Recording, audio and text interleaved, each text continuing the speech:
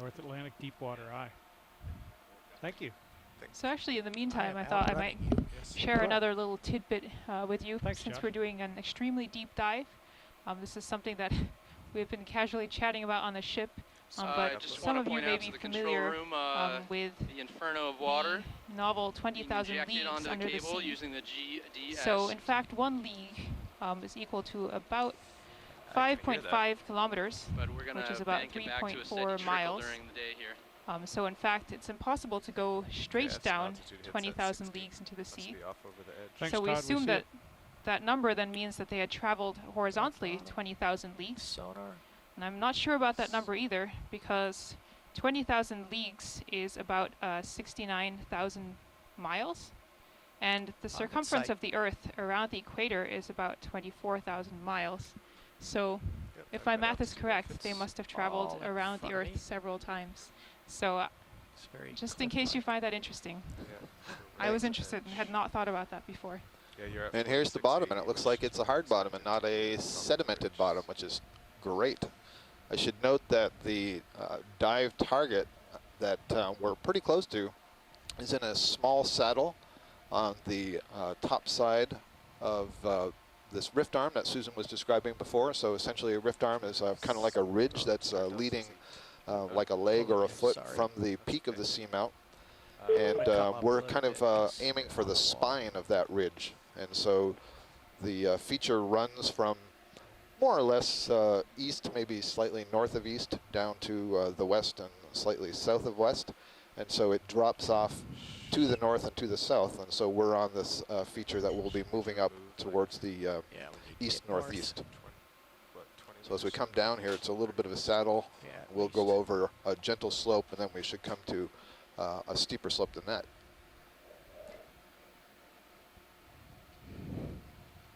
And although you don't see it so clearly in the view now, I believe the first view that we had of the bottom, I was already seeing some pillow lobes and these pillow lavas. And I'll explain a bit about that later when we get a better view.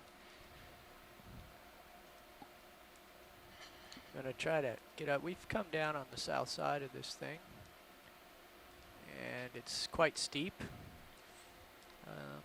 We're discussing a 20 or 30 meter move to the north. Get us closer. Okay. Discussing or ready? We're ready. I guess ready. Okay. 20 meter move to the north, aye. Bridge nav.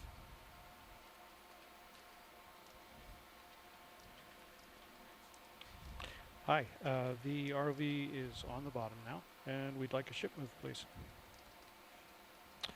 0 degrees, 20 meters, 0.2 knots. Thank you. Pilot, given that the move will take about 15 minutes, do you want to just both of us to come down a little? Let's come down just so we can get eyes on this thing. Let me get back in position here.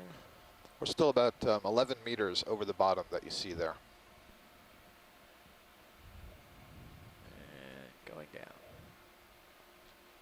Oh, there's Okay, a little pilot, fish, I the believe. ship move is been called in.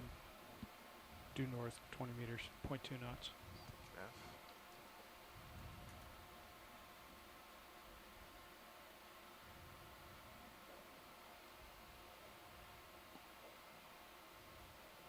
Pilots, I'm working with the still camera. Might see strobes flash periodically.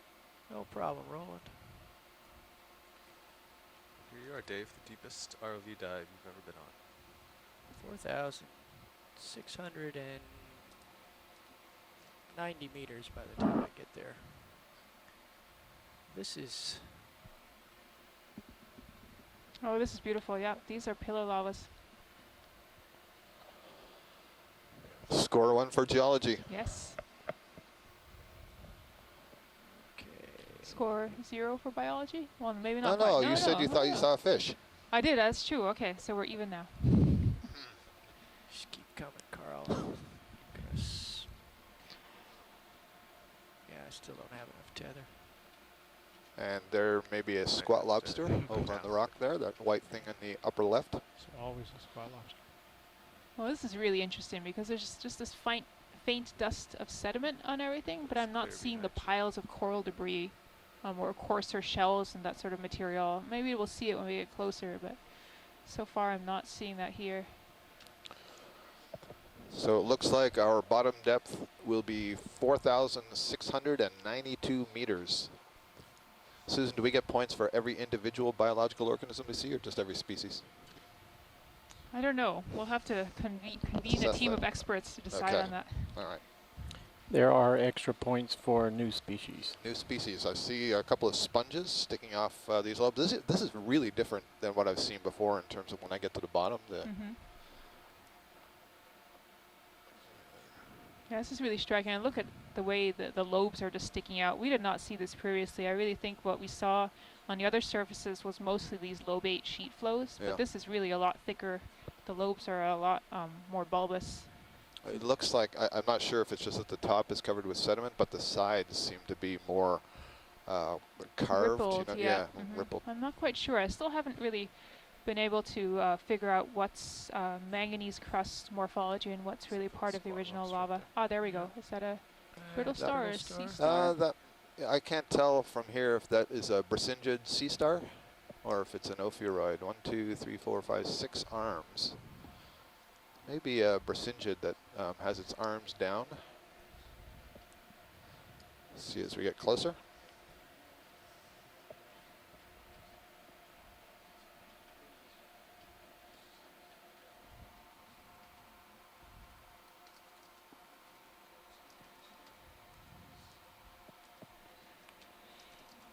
It's interesting.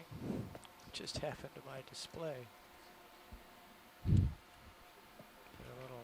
Go, Bridge. Thank you. From here, that does look like an ophiuroid. Okay, video. We can get a little bit of a zoom here. 1, 2, 3. That's good. Now this is that's got to be a bracingid. Bracingid asteroid. We often see them with many more arms. This just has fewer arms, and the arms are not curled up into the water column. What's that white on the rock just behind it to the right, next to these interesting sort of trickles? Oh, it's a little. You mean yeah, just looks beyond Yeah, that? looks like, yep, just Yeah. beyond that, something is attached there. Right. Gooey of Can't keep tell. down It's there. very small. Not sure if it's a little sponge or a foraminiferan. Keep this.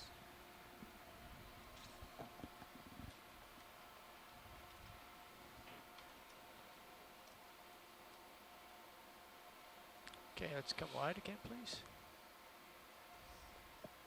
Well, mine did it too.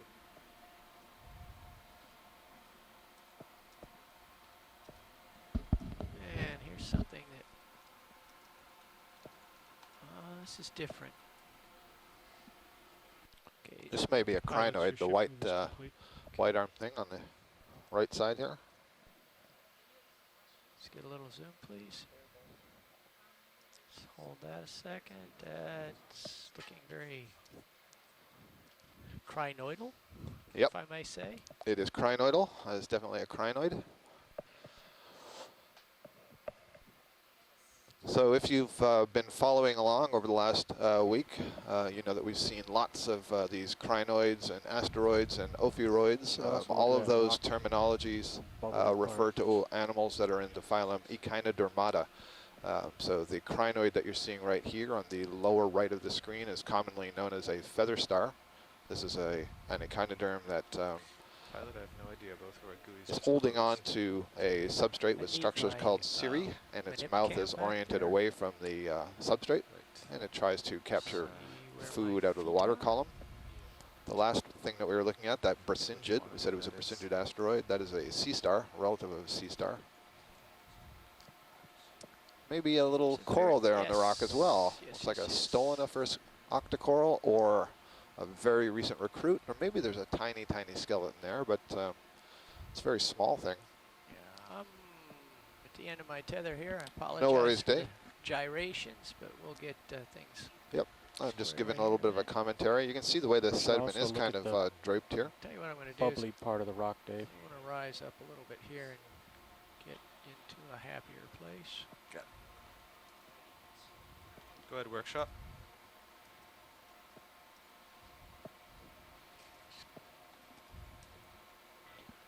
Oh, the Z-bias is disabled. How did that happen? Okay.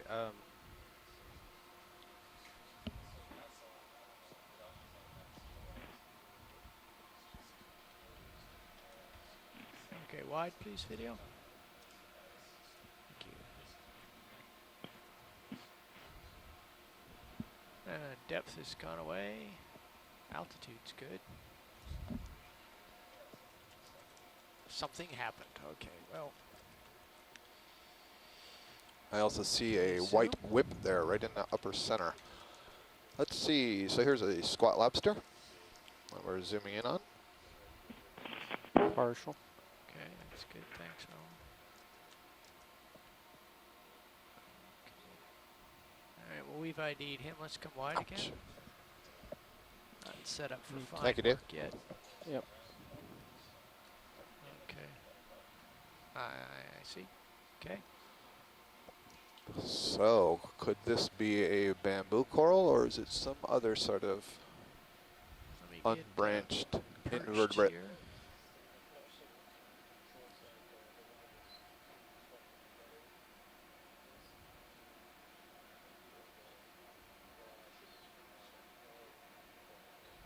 Okay.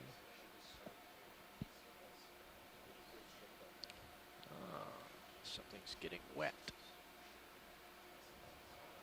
This certainly looks like a bamboo coral from a distance. And it's unbranched. Some of the taxonomy of the bamboo corals is based on whether or not they're branched, but when they're this small, it's a little bit hard to say because it may just be that it is relatively young and has not yet started branching. For those of you who haven't been traveling along with us for this last week and a half, I'll tell you that a bamboo coral is a type of octocoral. Octocoral is a subclass within the phylum Cnidaria. It's the phylum that includes the sea anemones and the jellyfish and so on, and the stony corals that you find in shallow tropical water. Okay, that's good. So this is a bamboo coral. You can clearly see that there are these gold-colored nodes along the skeleton, and it alternates between that gold or dark color and then a lighter color, and so it gets its name bamboo because of the alternation between those. And you see arising from that stalk are these structures called polyps. Those are the individual feeding units of this colony. Yeah, Have a ring of 8 tentacles that surrounds the mouth. Mouth enters into a pharynx or a throat, which you can see there is a kind of a light pink color in the polyp, and then they're all connected to one another by a tissue that's overlying the skeleton. And the polyps in that tissue secrete the skeleton. I think there's a little polychaete worm, or there's something crawling on that bamboo coral. Small red thing. Yeah, I don't know that it's a polychaete. It looks kind of flat, so possibilities include a nudibranch or an aplacophron. Both of those are types of gastropods, sea slugs, basically. Although the aplacophron is an unusual kind of mollusk. It's more like a worm shape. Doesn't have a shell. Or a flatworm. Could be a flatworm, but it's extremely small. This is a beautiful view of this bamboo coral, and as I see it seems to be shining, and you can see these dots running along it. The outside of the polyps, I mean, those dots must be the sclerites. These are calcium carbonate microskeletal elements that are embedded in the tissue, and taxonomists use the shape and distribution and size of those things to define the different species and identify the different species. So that one kind of looks interesting. Well, I wonder what that was. So that's a really small colony, but that's our first coral that we've seen here. Wide. Thanks,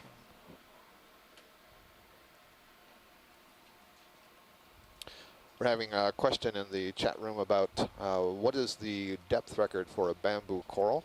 And Amy Bacco-Taylor, who's a coral biologist, deep sea coral biologist, well, deep sea biologist who studies coral, among other things. She's from Florida State University, and she answers that the deepest known bamboo coral is from 6,000 meters, so another kilometer or half deeper than we are right now. Okay, we're starting to Thank you, Amy. close in on the wall a little bit, co-pilot. We're making way towards the wall. You can see there's a dusting of sediment here.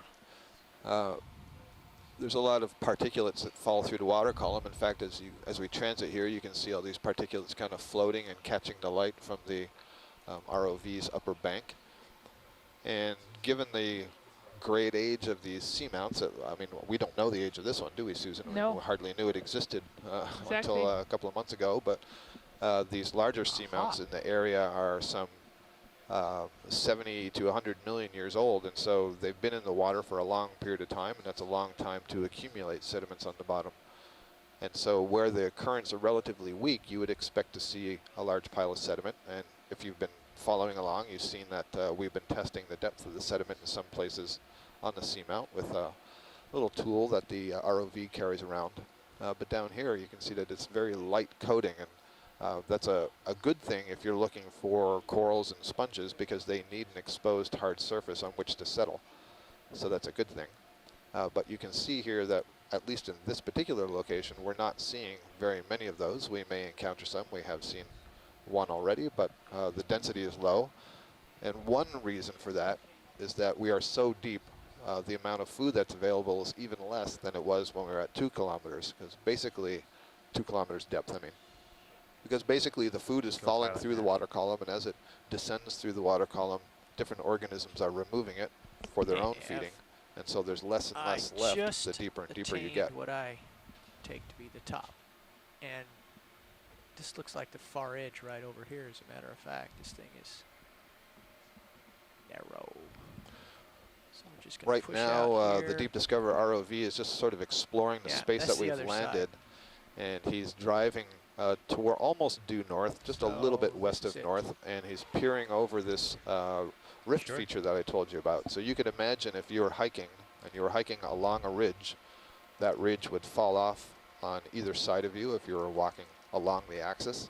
And so right now we're looking over the edge of this rift that descends down to the northern side. D2 is when we actually right in the middle, continue our transit here in a few moments, we're going to be headed towards the east-northeast, and that's the direction that this ridge is all climbing. tied up with a bow, Todd. Are you coming in? No, I'm happy. There's an anemone directly below you, underneath. Yeah, it looks like there's an anemone right on top of one of these potential pillow lobes or some kind of feature that's sticking up from the bottom. Yep. It's also an interesting square block immediately underneath of your still camera.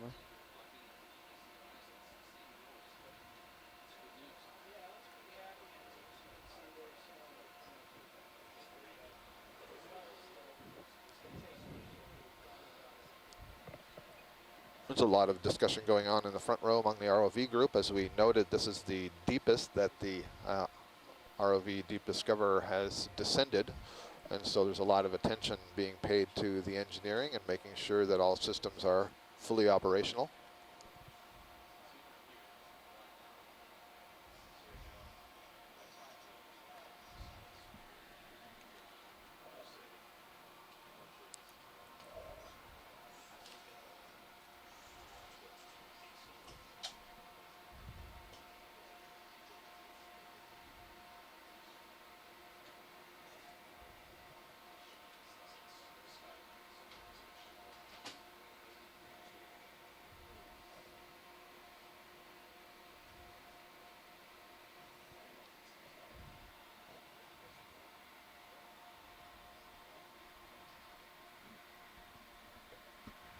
Okay, watch lead.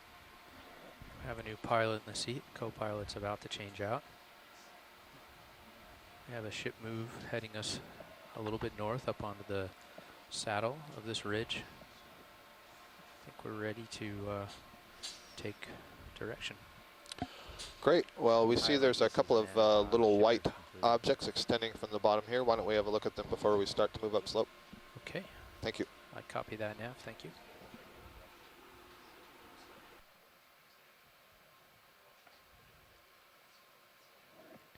Very, very happy that there's no difference in the buoyancy of the vehicle. Watch lead, Nav. At this depth. Nav, this is watch lead.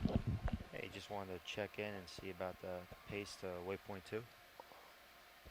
Okay, I'm not sure that either your microphone's not on or it's not right at your mouth. How's that? Is that better? Yeah, that's better. Thank you.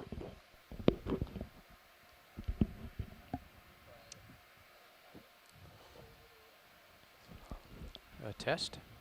Okay. Oh, okay. Dave said it was a ground fault. Looks like there may be another Video? whip-like bamboo coral here, Watch, right in the did you center. want to put in a ship move, or did you want to stay in this area? No, we don't want to stay in this area. We'd like to move up towards the northeast here, up gradually moving up the ridge, up the slope. Okay, sounds good. Okay, video.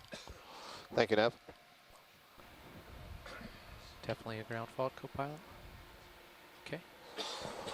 All right, so we're seeing another bamboo coral Co-pilot. here. I'm presuming this is the Pilot, same pilot. one that we just saw a little bit Go earlier. ahead, Nav. And watch in front of lead, it, I would like to believe, start are a head couple to, of waypoint sponges 2. kind of Okay. in the shape of a V. And then there's also It's a an octocoral growing like a ribbon It's right 140 along the base. It just went meters, off the bottom of the bearing screen, 06, Todd. It was 0. red in color. 060, roger. Should we do a couple of bumps?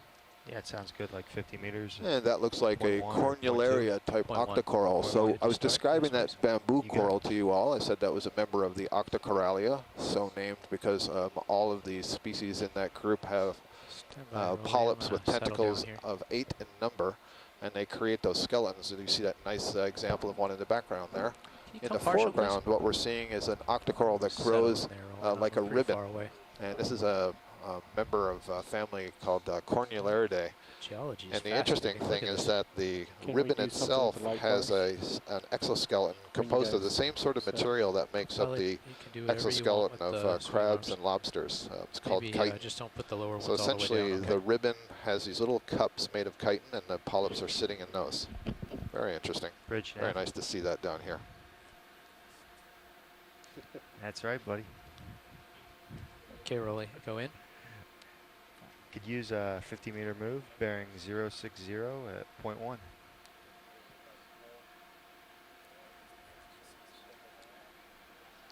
Thanks, buddy.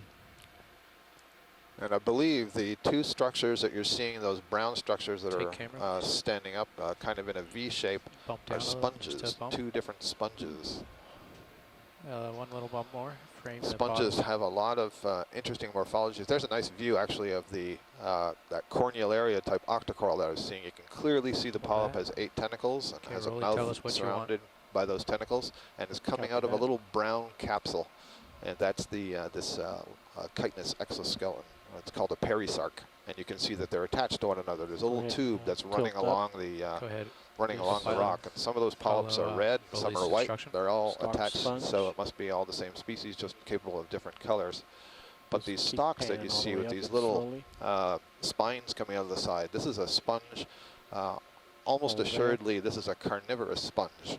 So most sponges, if you've been following along, I've been describing them as filter feeders. They basically have a series of channels or pipes inside the tissue, I'm gonna rock it a and little they bit would left. Yeah. funnel Tilt down water just a through little that bit. and pull Full particles tap, out of Jeff. I'm water. gonna These let it sponges deal are with the different. vehicle. They have those spines and hooks made of silica, basically glass, and they can act kind of like Velcro and snag onto passing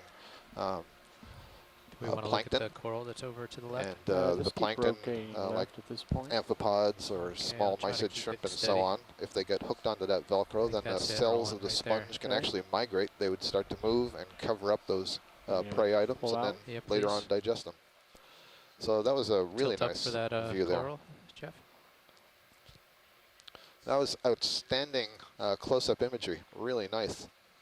It's Or- probably the best view I've ever had of a deep-sea cornularid sponge coral. And at this depth, right? Which is definitely the first view I've seen at this depth. Everything that I see at this depth is the first time. Good. It's So I tight will up on not the say that polyps. Go anymore. ahead. I'll try to rock it in the center. So here's another close-up of the bamboo coral, and now you can really see that pink-red color. When you're looking down into the tentacles, you're basically seeing that red spot as the mouth, and if you're looking at the side of a polyp, what you're seeing is basically the throat. It's called the pharynx, and it goes down about halfway in that polyp, and then that empties into a space that is essentially the stomach. It's called the gastrovascular cavity. See There's if we only can one drift it opening slightly into north that toward me. cavity, Is that so what you see? when food's going in, that's serving as the mouth. Jeff? When food's going out, it's basically serving as the anus. Okay.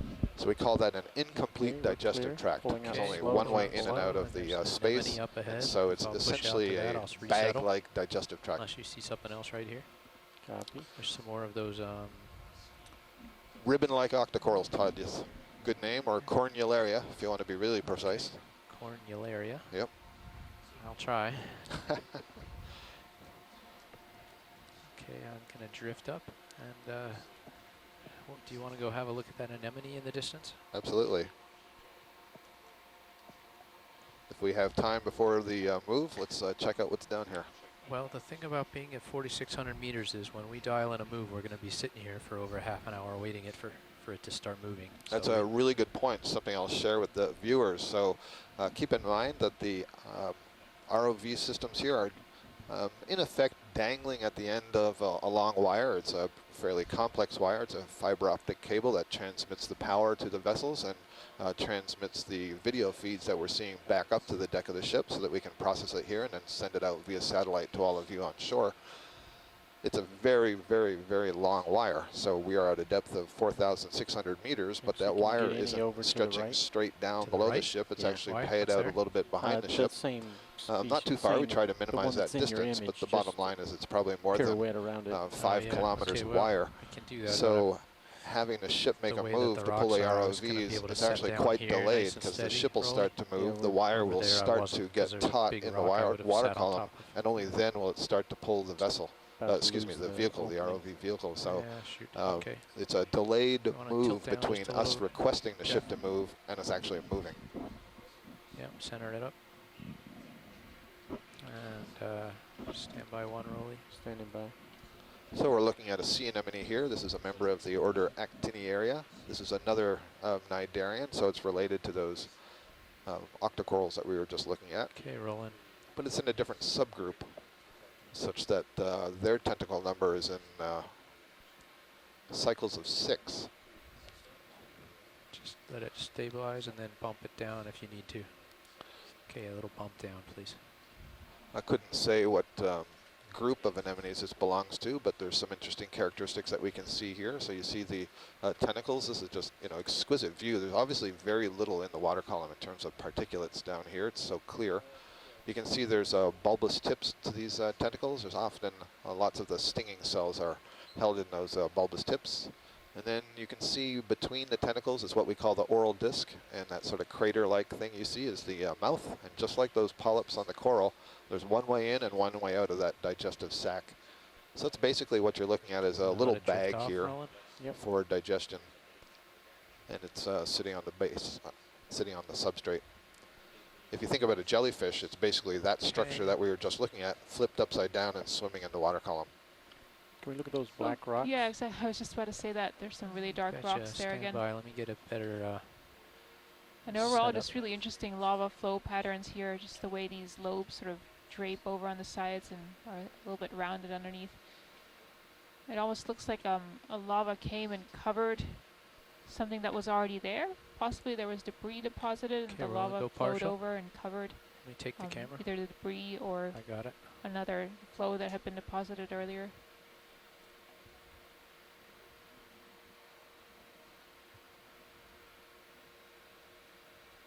Susan, do you want a tight zoom on that or more this kind of perspective? Those Let's see, the black darker ones. ones. So I don't think this is quite the spot. I had seen them earlier. Just pull out those dark black ones. To the left. That one right in the center now? Yep, that's it. Okay, go in That tight, was it. rolling. Just a quick look. Can get in. It's interesting. Yeah, again, these are pebbles with manganese crust on the outside. Maybe for those of you who are just joining us, manganese crust is this solid crust that forms on the outside of hard surfaces on the seafloor. So there is manganese in seawater, and over long periods of time that crystallizes out and makes this black coating around rocks and other hard surfaces. And this looks like manganese pebbles, just not quite as much sediment. Should do lasers on. Go ahead. But actually here you can see sort of how much sediment there actually is on the surface. In some places it's just a light dusting. Okay, Here it seems to be a little bit more.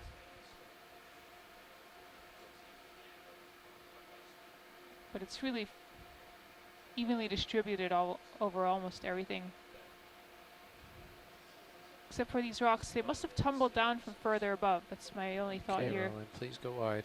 I'm gonna go ahead and spin my head to the east-northeast and start squaring up on this ridge feature. Nav, are we moving to the east-northeast? What's our ship track? 050? that view that you just had, we were Yeah, kind of looking down this ridge feature that we're going to be climbing. Okay, Actually, bearing maybe I should say 050, is that across, correct? because we are in a That's saddle. negative, bearing If we had 060. continued to move 060, to the thank you. west, in fact, we would go up another little slope. There's another little local topographic high in this ridge. But we're now gradually turning around, getting an ROV in a position where it's going to be looking in the direction that we'll be traversing, which is up the slope and more or less to the northeast.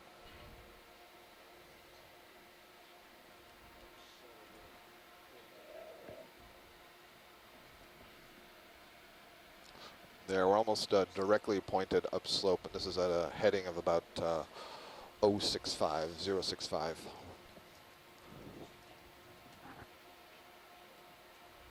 Todd, and just FYI, as you progress, I'm taking a continuous still imagery, so as you progress over an area, having that altitude will help the imagery be proper brightness. Okay, having what altitude?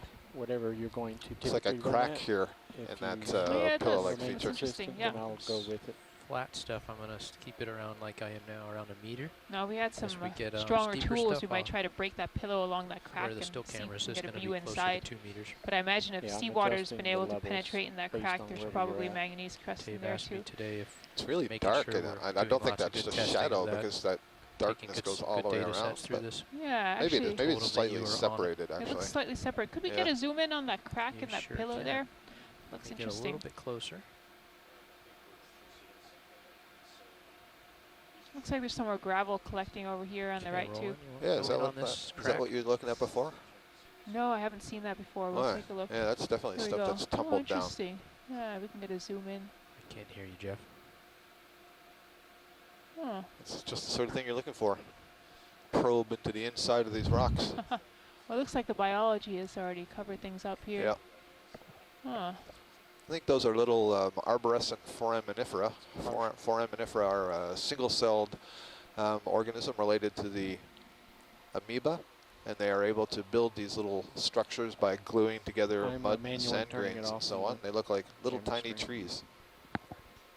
They're basically, the cell itself is moving on the inside of that structure.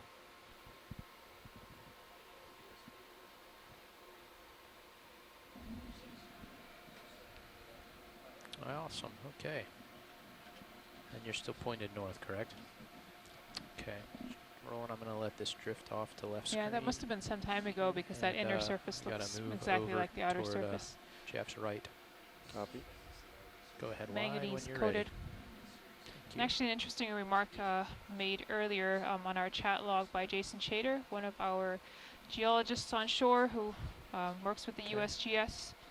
It's interesting that so far on this cruise, I've been keeping an eye out for stretch marks on these pillow lavas. That's really a clear indicator of how pillows form. And maybe I'll just quickly sort of recap that if you're new to these videos. So a pillow lava is a type of lava that forms on slopes, gentle slopes, when the extrusion rate, so that is the supply rate of lava out of the vent, is fairly low.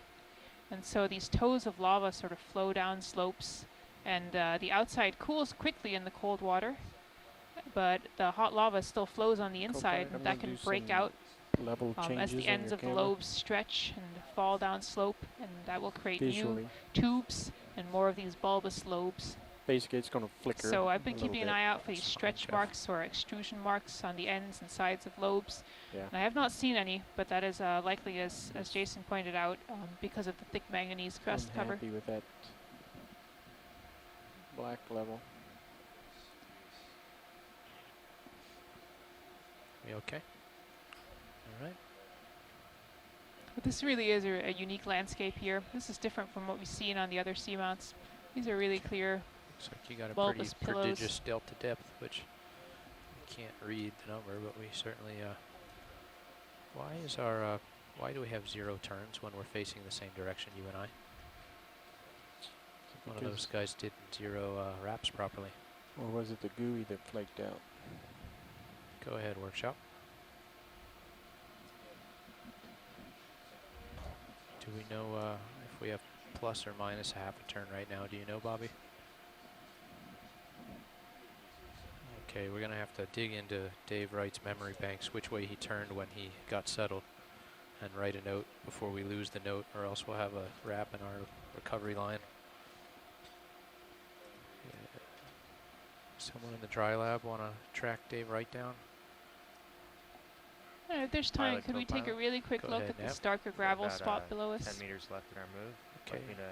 Like to add another 50-meter move and change the bearing to 070 from Oh. 060. Okay, pilot copies. I'm okay if you keep it steady. Can we back up and look at the darker stuff? If there's time, good it's not stuff. essential. Right here, Rolly. Yep, the darkest section, which is right at the bottom of the screen Okay, right now. stand by. I'll get you there.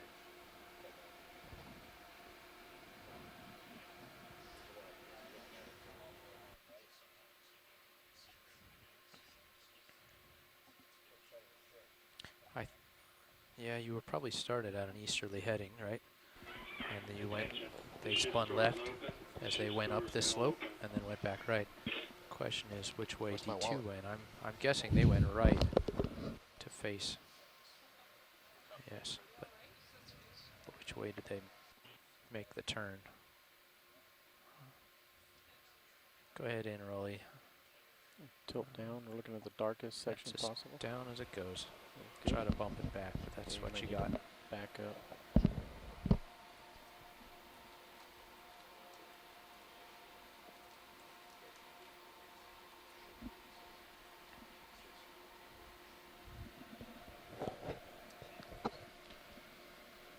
What's interesting, almost looks like the sediment is sort of gluing these together. It's really filling in those gaps.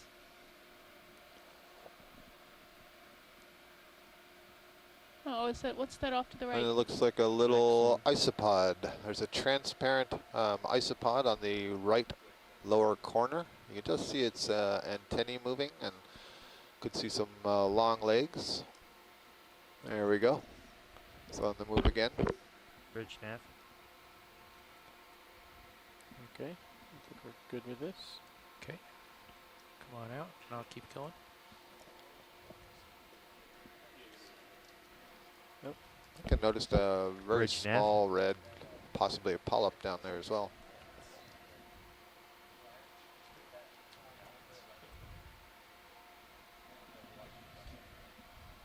Copy that. Which one are we going to look at that on? You know, the sides of these are really Okay. black, which I guess is just a Mhm. contrast Yeah, with the until we get sediment. into I big, think so, yeah. big nasty terrain. Yeah, okay. Excellent. Sounds good to me. Make sure it doesn't come loose. Bridge nav. Pilot, see that Hey, bridge. top I'd like left to corner, right, is put that another move in here when this one uh, ends. just above the lasers now, the rough section? Yes. Perfect. 50 meters, bearing Square up on it. 070 Just at off to 0.1 the right knots. of your lasers now, Squaring up on it. There's a shrimp. Oh, Yeah. shrimp. Quick Indeed. zoom. the rough Shrimp. section. Quick. Yep. It looks Thanks. like a Real close to you. lophogastrid shrimp, He's super close to member you. of the Paracarida. So this is not particularly closely related to the shrimp that you're used to eating, the Penaid shrimp. This is actually more closely related to that Different way. isopod that we just saw crawling over the bottom, or the roly-polies and pillbugs that you're used to. Beautiful view of the swimming there. Those are Pilots, co-pilots. basically go those are ahead now. thoracic legs that are Ship move is underway. branched, and so Okay, those are 50 branches of the meters, thoracic legs, the 070 legs that are at just 0.1. under the body, Thank where you. the walking legs also are. So Alright. they're the upper branches Partial. above the walking legs that it uses to Let's paddle look at this, itself through the water column. This is what you Instead were of looking on at, the rolling shrimp right that you're straight in front probably of used me. to seeing and It's a little more eating, to the right. they have Okay. swimming Copy. legs on the abdomen. You saw that this abdomen Now was coming pretty into the smooth. bottom right edge of the Yep. screen. The pleopods are greatly reduced. Some layering. Yeah, I was seeing, I guess just off to the left of the screen, I was seeing these little holes almost in the lavas Yeah, that looked do it. rounded as if Kinda those need were to, naturally there, As not long as you can eroded, see what just you're doing. somehow the lobes coming together and not quite meeting. It really looks like this is just a really high viscosity, so that is not flowing very easily, flow that just came over and Ready for sort zoom? of Go ahead in. covered any terrain that was already there. Like porridge flowing Almost, instead of Try to get a water. yeah. little light in there, Roland. Just Yep, I can lighten it up some as well. Yeah, this is interesting. I've been One's noting a very lot of tight. textures on the rock, and again, I don't feel comfortable deciding if those are a result of the manganese crust. I don't know how thick that crust is, or if that is really a lava feature. These are fairly large. If we could bump Can you just a come down a little little over bit to the right as on we're the looking at the delta? rock. There. Yeah, just want to see if that was a zoantid or an octocoral. It's interesting, there's a little stick sponge there, one of these carnivorous sponges, and I noticed there's an amphipod on it. And I wonder if that amphipod is trapped in the Velcro-like Go tight. spines, or if it's just hanging out there. You can see that little ring Yeah, around yeah. the halfway up. You're fine at 20 altitude, or even 15, right? Oh, going too So, slow. huh, Okay. nice view. It doesn't look particularly trapped, but you never know. We'd need to be able to see it swim away to know for certain. But that is certainly an amphipod on that sponge. Thank you. I see that one polyp or two that we're on. Yeah, it's just, oh, that's interesting. I'll bet that's, again, foraminiferans. Basically, these are called agglutinating foraminiferans, single-celled organisms that are able to bind mud and sand grains together to form these interesting shapes, and the cell kind of moves on the inside of that shape, and once in a while can extend its pseudopodia, extensions from the cell, to capture organic particles from the water column. Looks like those are a couple more of the cornulariids, Todd. Thank you. Okay. Susan, are you okay here, or do you want to wait till we get a little more light on it? Jeff is trying to deploy the lower swing arms a little lower. I'm happy here, actually. Thank you. Okay. All right, Jeff.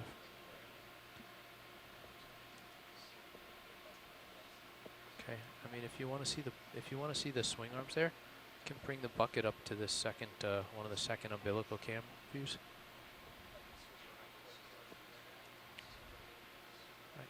All right. I kind of like that view, actually. The way we had it left right there.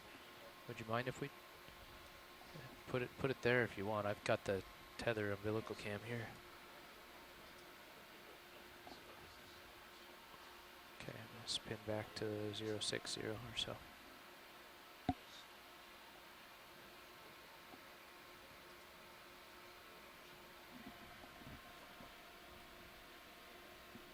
Something on the left with maybe an anemone. It just Top off screen, there was definitely what looked like an anemone to me, Yeah. but what's this coming into the center screen now? I think it's going to be the back of an anemone, but it did look strange enough we should look at it.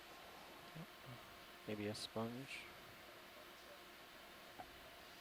Either one of the umbilical cams. If you want to see it, you're welcome to steal the lower utility rear cam. Okay, it's just below your lasers now. Yep, I'm settling into it. Changed colors as we got closer. Less intense. I was typing in the event log, so I apologize. I didn't Go see ahead. it as on approach. It actually looked Oh, it's a wider. sponge. It looked This is a wider sponge. until we This is got a near it. glass sponge. Has some sediment sprinkled on the top. It's not quite bright white, which is what I'm used to seeing with the healthy sponges, but there's no question that that is a glass sponge, Hexactinellida. The architecture of this sponge, the support structure is made of these silica, what are called spicules, glass-like spicules that have 6 rays to them, and it can build a lot of Full wide very on interesting Sirius shapes. HD. I am. Okay, just checking where I am. Gonna have to start moving Okay, here. we're clear. Glass sponges are extremely common and abundant in the deep sea. Okay. Lots of different species and Picking up. morphologies. They come in some very interesting shapes and colors. Although most of them seem to be white, but yesterday or the day before, There's a we're star. seeing some Yep. purple ones and pink ones, Hit the anemone, then the star, or vice versa. yellow ones. Looks like the same anemone that we saw earlier on the right side of that rock, but it looks like Going on to the the star side for of this that rock reason. is a new, I shouldn't say new, is an asteroid sea star that we haven't at least seen on the dive so far this morning. You can see that clearly density of life, at least the large things, is pretty small at this depth right now. Very smooth, this rock here, Susan. Yeah, here on top. I'm really fascinated by these patterns on the lower half. I don't have an explanation for those.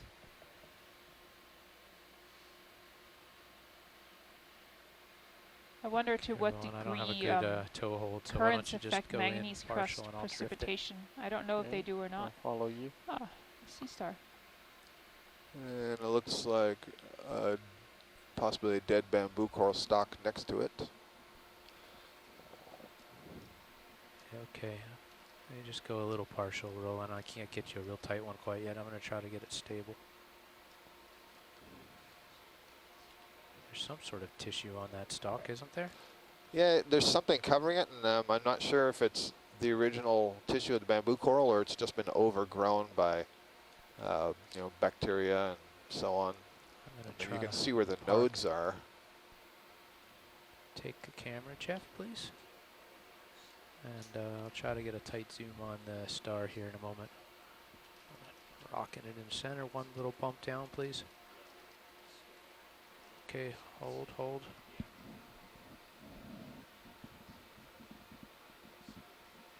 We're rolling. I got the stalk framed up. Let's see what we can see.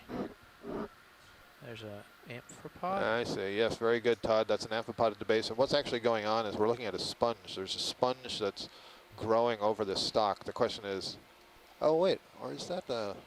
Yeah, no, that's what I think it is. I think it's a sponge overgrowing a stalk, and I don't know if it's an old bamboo coral. That's probably what it is, or some other stalk, but I suspect it's a bamboo coral.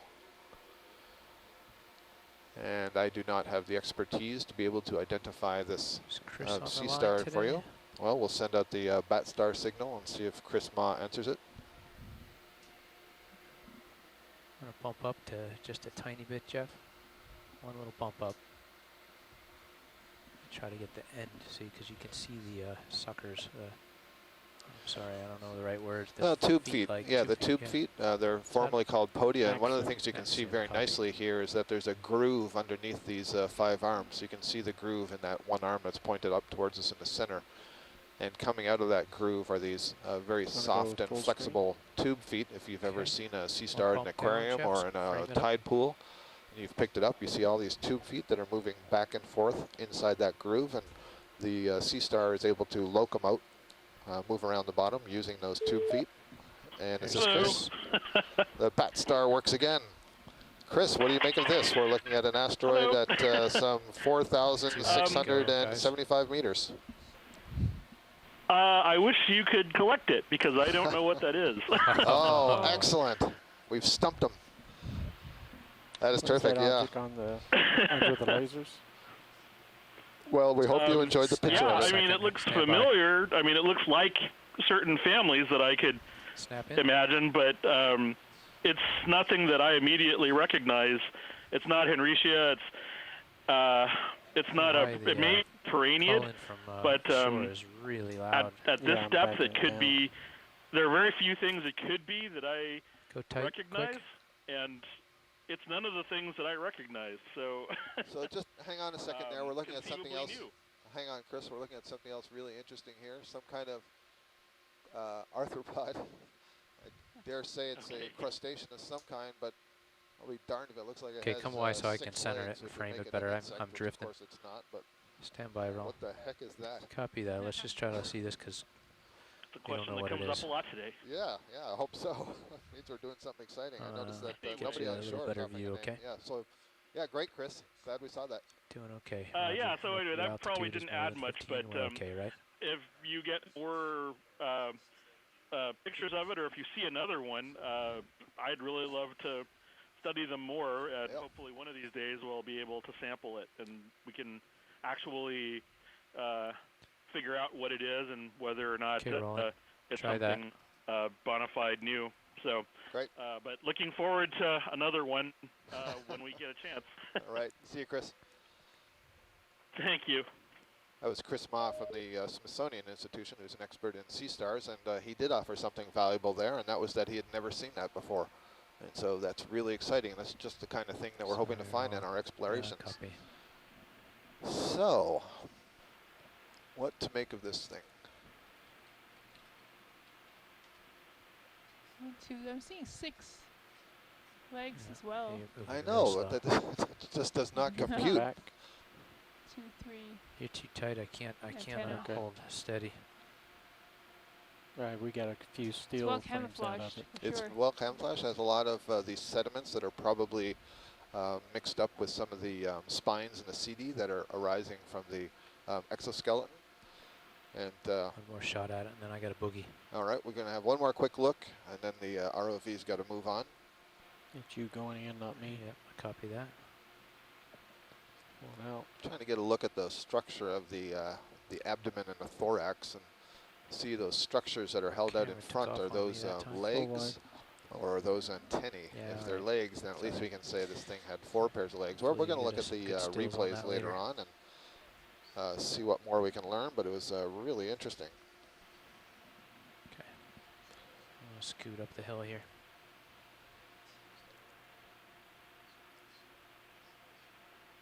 Yeah, roger that. So a couple of the scientists in the chat room are saying the same thing as me. It's like, well, how could that possibly look like an insect? There are no insects in the deep ocean.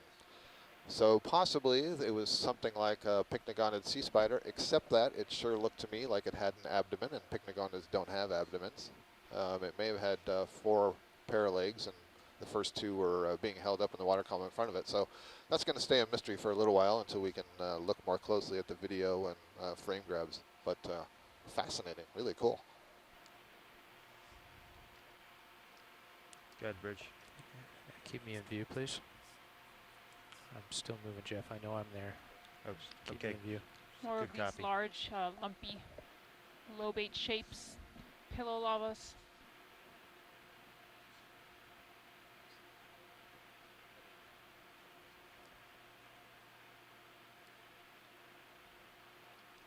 Amy Bakos-Haler suggests that that was an isopod, and I think that's a really good bet of all the possibilities that I can think of right now. An isopod is among the most likely. They're extremely diverse in the deep sea. There's something called the superfamily Yanoroidea that has lots of different morphologies, Different and color very anemone. common I'm when gonna you get it use settled. dredges and so on in the deep sea and collect them. But that was a pretty big one. Also, Todd, when you get a chance, those white objects that we're seeing, the little dots, I think they're Copy that. squat Another lobsters. anemone, Right. looks the same one that we've been We seeing get a few times really here. good image, at least 1 or 2.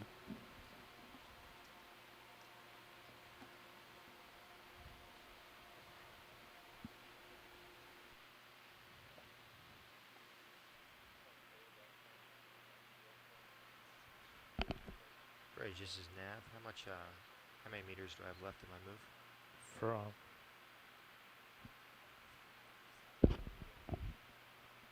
Go in. Bridge, nav. So as I look at this polyp, Hey, the Sean, the polyp is how the many name more for meters these do we have in our move? cnidarian structures that are attached to the substrate. Oh, copy this that, one has a thanks. whole bunch of eggs. That orange stuff that you can see through the base, I'm pretty sure would be gonads of, Pilot, I shouldn't have co-pilot. said eggs, Go I ahead should say now. gonads, because it could be Got male. about 7 meters but left in our move. I'd like to put in given that another color and the partial size, rolly. I'm going to try to quite settle likely it. eggs. But the shape of 50 that meters, 0 polyp, wide. kind of Stand by squat nav. with a very wide copy. disc that the tentacles are coming off of. The tentacles are fairly short and knobby at the end. I think this Yeah, may well, be a sometimes when there's too many corallimorpharian voices at once, and not it's an hard anemone. to concentrate, stay focused. I'll be, if you want to just talk to co-pilot, that's cool.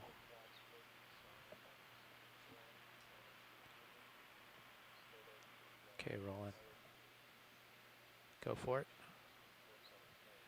Jeff, you might want to take your swing arms and point the light more straight down. It looks like it's kind of dark because you're pointing the light out forward, huh? Co-pilot, nav.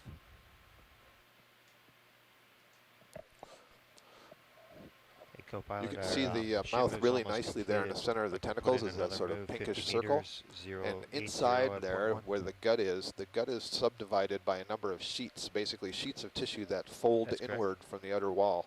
And on the base of those, or on the edge of those sheets, is where the good gonads would copy, be thanks. produced, stuff like the sperm and the Take eggs tilt, for please. reproduction. So I think it's quite likely that all Like the Rolly orange that says, we we'll see at bump the up and base bridge there the eggs. are some of the gonads that are Like to developing put on, in another ship on move. these sheets of tissue, on these mesenteries. You got it. You're good. Thanks.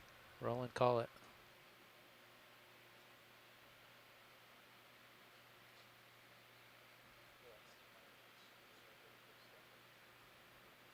Rolling. Yes, pilot, I was listening to you, but talking to Dry Lab. Yeah, maybe bump up and we can do a tight zoom on the I Scott's think head we're with eggs. I think we're good with the wide. I don't think we're going to pick up more with the tighter. Okay. I tried earlier. This is good. I think we're clear with this. Okay. Whenever you're ready, I'm going to drift off and we'll go look at one of those white Galatea crabs, if that's what they are.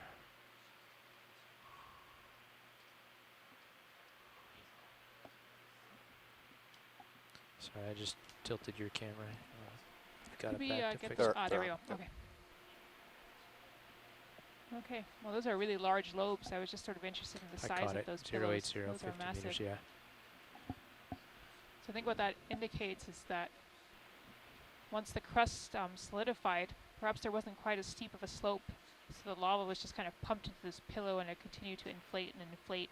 Whereas on a steeper slope, you'd get more tubes forming because the lava would just break out and form a new tube instead of sitting in one place. Yeah, we're not going to feel a That's sort of 080 interesting for to see another this 20 here. minutes, Jeff. So instead of being blown up like a balloon, keep it it's, at even it would the flow 060 is downwards probably and just stay narrow, you're still saying? Exactly, yeah. doing its thing, right? So it's really interesting, this complex interplay of different factors that control the morphology or the shape of lava flows. Yeah. Especially in the submarine environment, because everything just solidifies so quickly in that cold roll on. water. Start going in on this guy. What is that? This is squat lobster. Galatea crab, it's looking away from us. You can see 4 pairs of legs on either side. The 5th pair of legs is reduced. Take camera, and please. You can see just bump over down. that back pair of large legs, there's a little tube that's sticking forward above that leg. That's actually the I'll try part of not the to 5th run pair away of either. legs. Max zoom. Bump up. Hold. So these squat lobsters, you can see the abdomen is curled underneath the body, which is why they're called squat lobsters. They have a pretty well-developed abdomen, much better than a true crab does, Maybe but try to much bump less up a tiny than bit.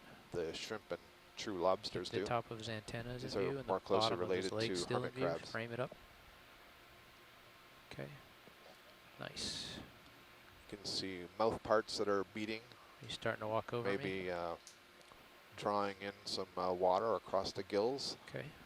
which would be on the sides of the head, Okay. just above the legs. The gills actually Pull arise out, from the you can top of drift the off. legs.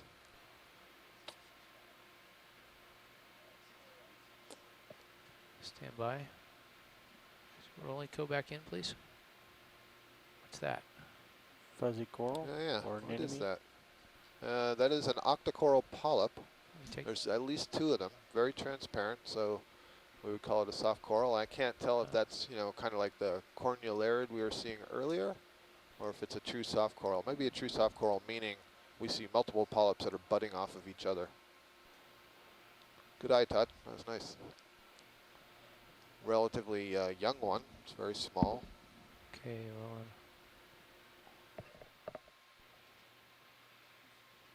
Time to get back out front. Up and away.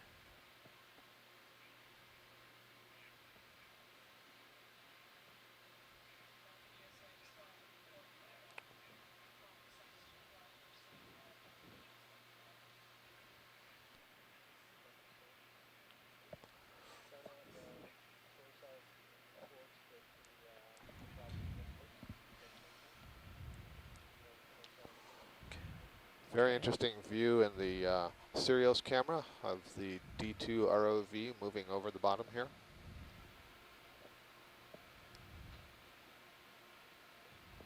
The name of the ROV is the Deep Discoverer. Sometimes That's we not a- abbreviate that to D2. Sea urchin to the right, is it? Might be another Galatea crab. Seems to be a lot of those down here. Yep. When you're looking at what are referred to as tow cam photos, this is when you have a sled that basically has a downward looking camera and you tow it through the water for long periods of time and it takes photos at intervals. Galatea crabs are one of the things you very commonly see all over the seafloor, certainly on hard bottoms. From a video perspective, these Galatea crabs are super white. They are very reflective of the white light.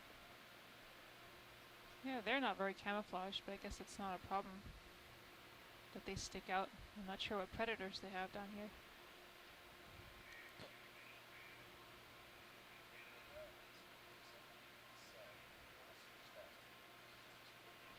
such an interesting landscape here. The Yeah. terrain we're coming No, up those monitors are not what looks to routable. be again a We pillow can this mound. one though. We can do the 12. Although to the right, the layer 12 looks to, a bit one thicker, of- almost where like is it? a low-bait Yeah, you flow. don't. Top is lightly lobed, No, you can do it. and then it seems No, to because it's extend an downward. HD going Uh-huh. into an SD It monitor. looks So like you a can't really do big that, or- mound when you look at the Correct. Sirius view. Yeah. So, you know, pillows, a pillow Okay. mound I turned, understand. Thanks. I guess, building a very large mound. This must Yep. be this. It's actually, if I look at the contour lines, It's it doesn't look steep here, and you know, Nice little that's rain squall out obviously the there, contour lines 16 are knots of averaging wind the out of slope that's detected from east. the ship, but Yeah, it's I very wouldn't have interesting. expected it this steep. What's the current looking like? Our current depth is 4/10 of a knot. 4,660 meters. The water temperature is 2.27 degrees Celsius. You're pretty far up there, Jeff. You could probably be a little less conservative. Try to get a little more Hollywood shot from above. Getting some very good still imagery. What's that? It is, yes. It's a pretty modest slope, but I am coming up, yes.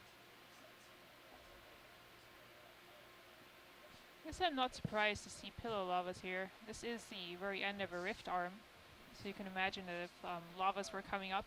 And again, I'm not very certain of the Yeah. whole mechanism of this, these rift Okay. arms, how they form, but I believe that the middle of the seamount forms first, so that builds up, and then these rift arms form outward.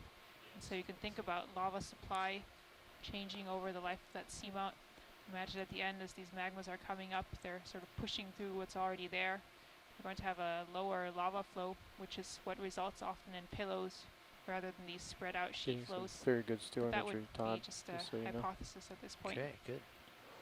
For those of you who aren't familiar with the terminology and rift arms and so on, if you think about that sea star that we just saw before that had the 5 arms, and the 5 arms came together This is really in the cool center to terrain. the body, and the body was a little bit higher and puffed up. Really cool. You could imagine that the puffed up part of the body is the central part of the seamount, and then the arms radiating away would be the rift arms. And so we're on one of those rift arms of a seamount. Just wish I could get more light into Sirius's view. Seems to be pretty milky. I guess one mechanism by which we see I've these kind rift of thought thought forming the water appears on some clarity edifices, just seems large milky landslides everywhere. just sort of carve On away D2 parts as of well. the seamount, and you're left with what appears to be a rift arm. So in that way, it can be, I think, difficult to distinguish between what's a volcanic rift arm and Could be. what's just sort of an edifice morphology rift arm. I'm, I think that adds to the complexity of this puzzle. I'm going to settle down and just because I'm nicely out in front. And if you want to bring your delta down a little, Jeff, that'll certainly make it look a little less dark for rolling. Okay. Appears to be a coral or a sponge just over that knob. Yeah, let's look at this one at the bottom of the screen. I'm right here, Rolly. Todd, I don't know if you saw in the furrow to the top right now, there's a stick, but it may be the same as the one that you're looking at I in the can lower center. give you both. I'm already heading down there, so. Sounds good. Okay, Rolly, start going in on it.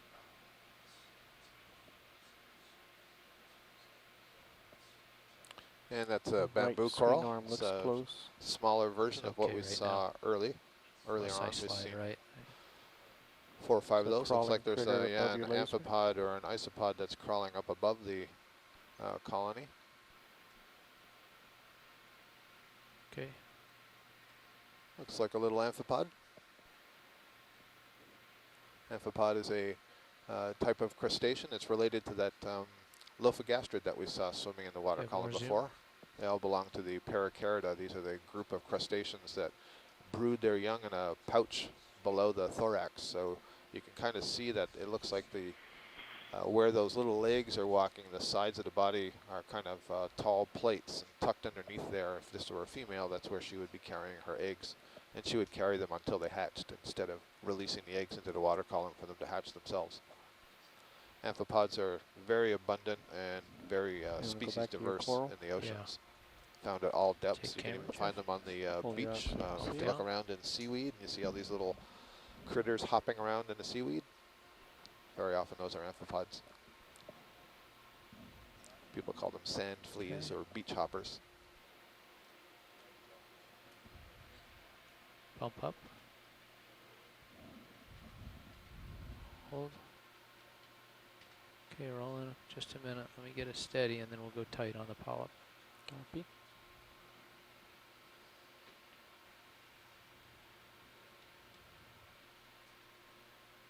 can see this bamboo coral colony is growing vertically off of the face of this this lobe. Is that the tether, or is that me bumping around? Must be me.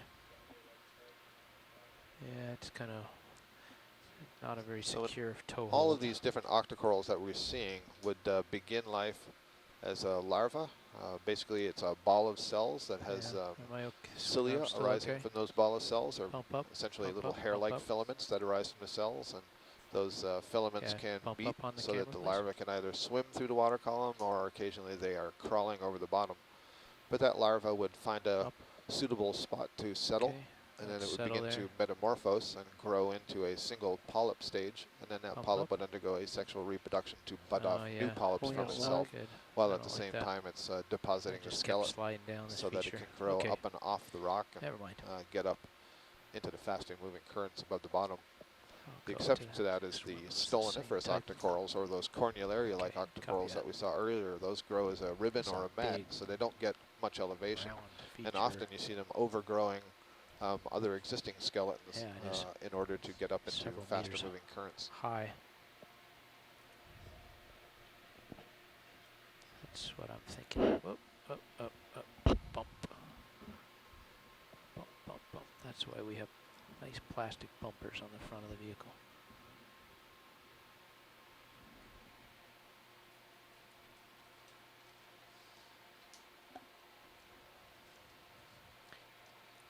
Stand by, okay, yep, but hold it for now. Another bamboo coral there, tucked away in the furrow. If we have the time, if you rotate left and tip down and zoom in. And go down, there look like maybe a branch sponge. This is the same thing that we saw earlier. This the bamboo coral that was growing off the side of the wall. Go ahead. So one question that's really intriguing and is difficult to answer. Before I bring it up, I'll just note that you can see the internal skeleton through the tissue here. The tissue is somewhat transparent. You can see that running down the main axis. This is unbranched, so it's essentially one straight rod that the polyps are growing on. The base of it. Pilot, co-pilot, Nav. Go ahead, Nav. Ship move's coming to an end. Like put in this another one's move. tucked in down in the furrow behind that rock, so we can't actually see the base of the colony. Sounds good. Good copy. Good. And I think those chocolate brown tree-like structures that are growing out of the wall on the other side are these arborescent foraminifera, turn left, single-celled organisms that glue together grains of mud to build these little, what are called tests. Essentially a little dwelling for the cell. Another move, 50 meters, 080. Yeah, see it above the lasers. Copy that. And I'll these are take so camera, smooth. Jeff. Really There's not a couple sure more what's anemones controlling down the the bottom differences and to that the we left. see. Sometimes on the sides we see the sort of ripple texture, and on top it's a little lumpier, and in other places Watch your it's lower smooth. right swing arm I as really I think settle this in has to here, be Jeff. the manganese Okay. crust. Yeah, I was wondering also how much of that is the sediment overlay and the organisms that are in that sediment and the mucus they produce, if it's sort of binding it together and making it look smoother. I wonder, yeah. I really don't know. Would there be a reason geologically or chemically why there would be a thicker manganese crust on the top compared to the sides, for example? Do you know? That I don't know. Although I know that Settle here for a nodules minute. tend to have a uniform. Take camera. I don't want to say this incorrectly. I don't believe they're uniform all the way around, Okay, but well, you I'm gonna get rock it right nodule as you go formation in. on soft ahead, bottoms because those nodules are moving back and forth, and so you can get a coating all around it. I don't know if there's a difference in the upper or side surfaces. We're looking at a sponge here, and so from a distance you might be fooled to think this is a coral because it appears to be branched. It really looks like the shallow water elkhorn corals, for example. But you can see the texture is kind of soft, and especially if you look at the edges, it almost looks like it's blurry. And that's where the tissue is a little bit thinner, and you're seeing it's transparent there. So I said earlier, sponges take on just a great variety of shapes and sizes. Nice.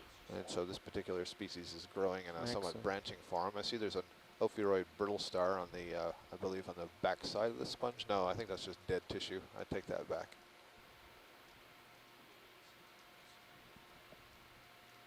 may be little tubes of something, though, that are built on the sponge. Those may be polychaetes, or there may be other amphipods. There are these amphipod crustaceans. Some of them are also capable of building tubes. One full screen It's a shot. remarkable variety of Very invertebrates nice that are able to build some sort of tube or dwelling for itself. Pulling out. Okay. Got the camera. I'm going to lift off and push back out a little bit. Full wide.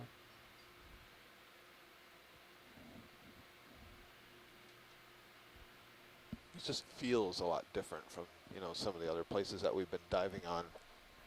This is completely different. Yeah. It's like maybe there is something on the far left center. Perhaps I guess it's a Galatea crab just in the shadows. Yep.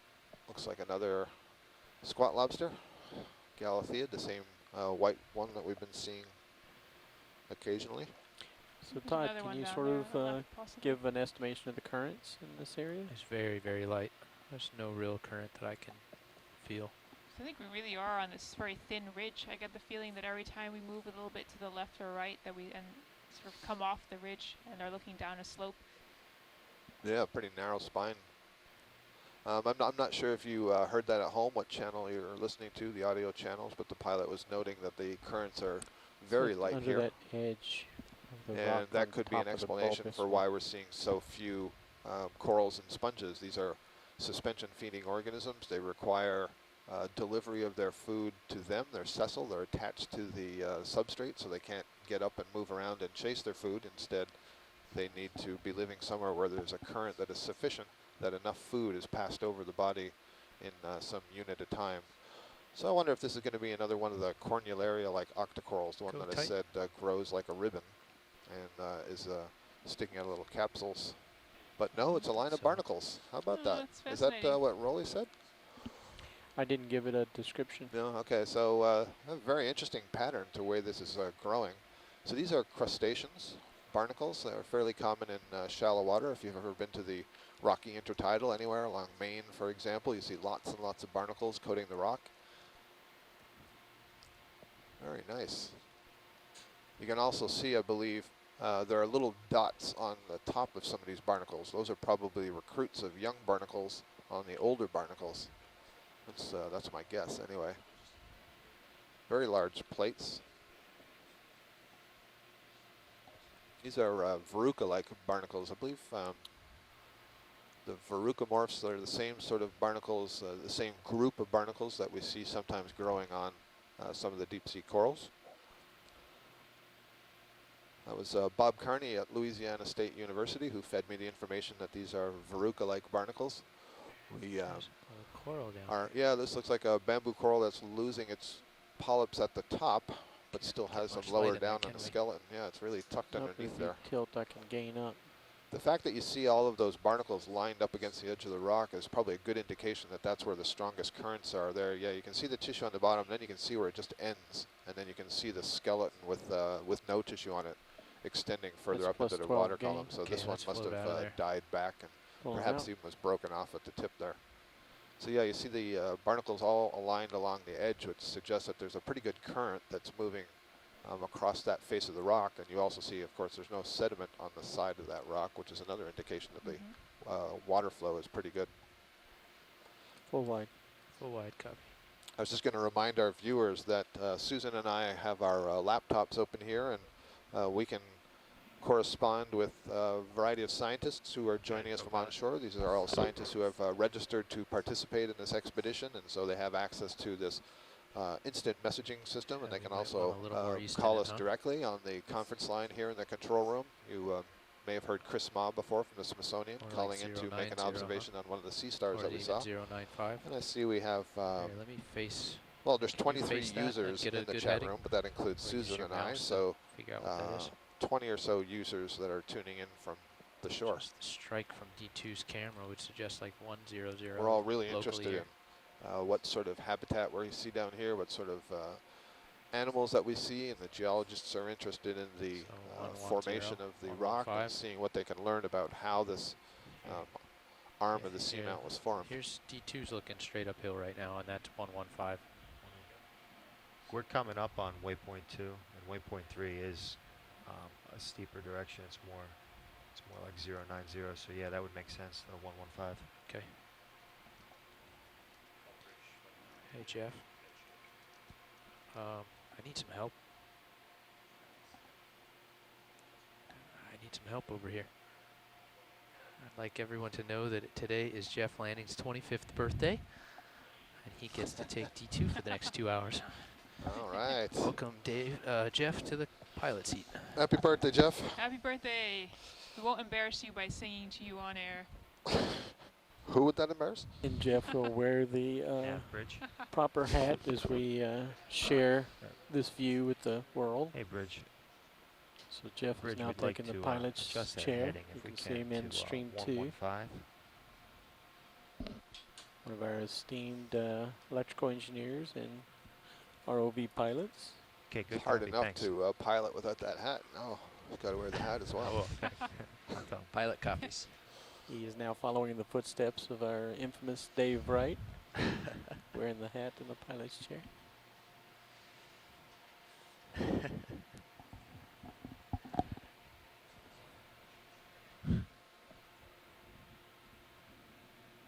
Alright, this hat won't actually stay on with the headset. Sorry, guys. It's all right. We got you across, transmitted to the world.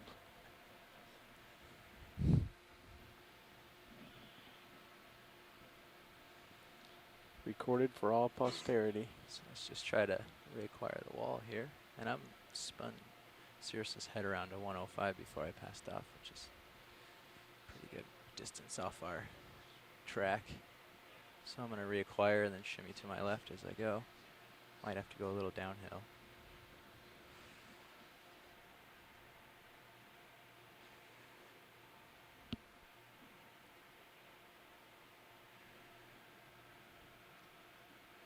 Before I go too far, I just want to snap in and see what this material is. There's something on the cracks, or if that's just The white I believe color it's that we're seeing ahead of us. Yeah, I think we're going to spongy take a look real material. quick. just creeping in on it here. Okay, video, you can come in. pushing in. Co-pilot nav. Oh, see, we saw this earlier. We saw these Just wanted drips to touch almost. base, let you know that winds are picking up. This is a series of Between tubes, 15 and isn't 20 it? This knots. must be a sponge. That's enough video, thanks. Maxim. Interesting. Yeah, he did give us a squall update Yeah, about it has little it should be on us holes right about sort of running now. along the ridge tops. about 45 minutes ago. He told us that one was coming. Yeah, it want looks me like it to has the touch base with texture of him a and see sponge. when it might It's end? growing out over the surface. Yeah, he did tell us there was a squall coming. I don't know. Am I coming in slowly? The holes video? are really Yes, you are. irregular. I suppose some Getting other a reverse alternatives could be thrust, something but like a must be a little bryozoan. something Let's see if behind anybody me. on shore. Go ahead, Bridge. Why don't we come out a little video? This is Okay, good Don't copy. have Thanks. any other suggestions. Kind of interesting encrusting That's good feature. there. Partial. Okay, good copy. Thanks. If I back up a little, the light will be a little nicer. Co-pilot nav. Good copy. Might be one barnacle, maybe. There Well, at go. first we It's thought better this was light. a sponge, and now I'm not entirely convinced that it's a sponge. You know, some other alternatives could be bryozoan. This could be the exoskeleton of hydrozoan, what we call the perisarc. It just has such regular holes in it.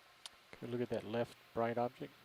Yeah, the Yeah, I wasn't sure if that was a barnacle or if that was some other crustacean there. Very So bright. reflective.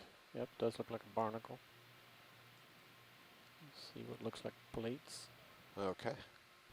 So a young barnacle that has settled here.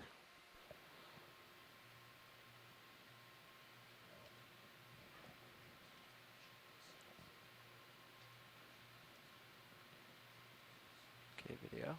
Pulling out.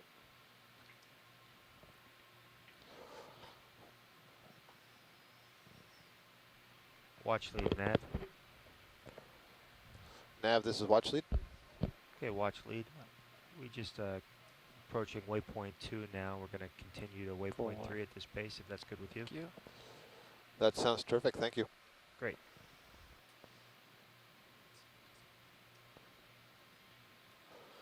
I can tell our viewers that different depths of the ocean are given different names.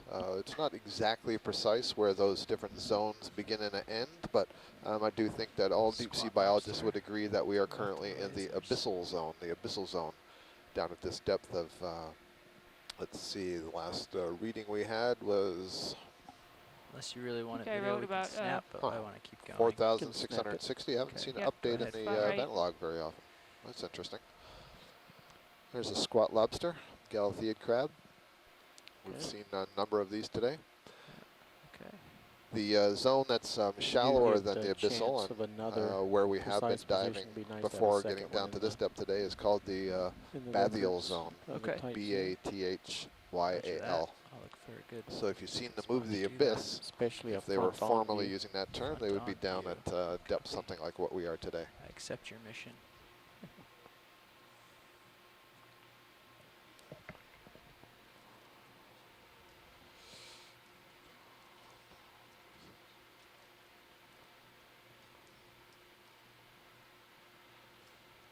It's that fuzzy upper left of the lasers.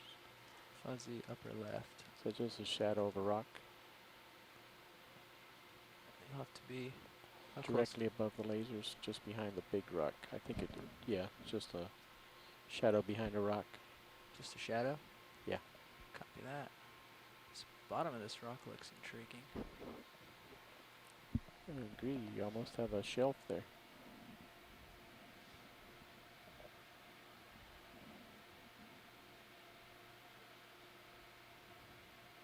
Looks like it could tumble over at any time if it weren't cemented in. Yeah, I'm just fascinated by these sort of ripple Can we or get a crack nice structures image of that? I see Let's everywhere. See if I've got any. I have no explanation for those, but I've just been reading location. a little bit about manganese crusts, and I believe some of the morphologies that we see on the surface are due to the way that crust starts to fill in cracks on the rocks and then sort of grows outward from there. Go ahead.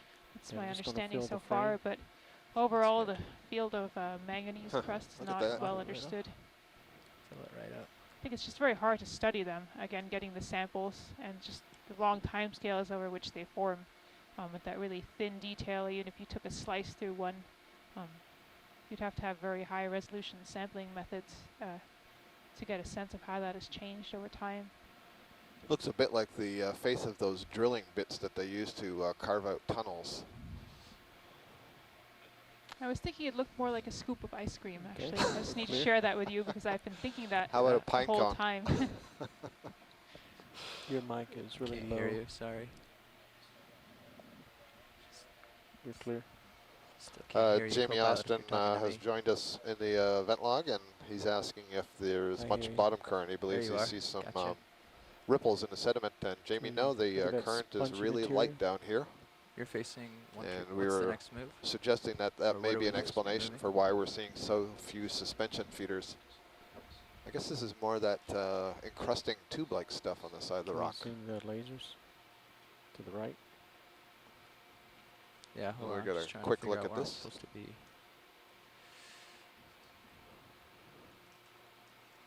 Yeah, come on in, video. Yep, some more of that encrusting organism that we were just looking at somewhat earlier. We couldn't decide if this was a sponge or some other kind of animal. I might have found the view you want, Roland. Hold on. No, it was good. We got a really good view before. We just identified it as being the same. Yeah, I meant of this squat lobster coming up. I think your light bar is going to be hiding by the time you get close enough. Okay. So no? No. Don't want it. I'll keep going then. Co-pilot Nav. Just want to touch base, see if you're happy with this heading. Looking pretty good. Okay.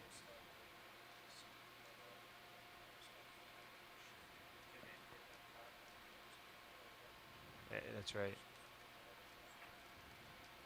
Okay, well, we're coming up on the end of this move. Would you like to add on another 50 meters at this heading? Sounds good. So am I on a good track, or where should I head to? Bridge Nav.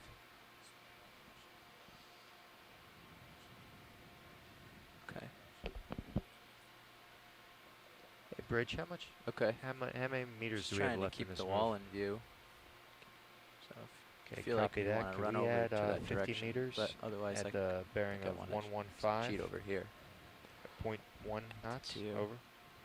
To get the Something vessels in coming in view position over there. here, we're looking at the high-pack screen. You can see this on your quad screen, I believe. Yep, looks like you're on the lower left corner of the quad screen, which is video channel 3 Okay, copy that. on and that the system's internet feed. Still another 10 minutes out. You can see that the contour lines get a That little bit swell's still closer about- together, just up ahead of us here, which would suggest that this is going to get even more steep Copy than that, the thank you. feature that we have been following. Yeah, this It's is just been fairly gentle quite the, slope, but good with copy. you know, lots It's of these really, maybe I jumbled should jump lobes over and so on. upper right, I'm sorry, right of your lasers going off the edge. Like a sea star. Sorry, say again, Roland. Just went off your screen to the right of lasers.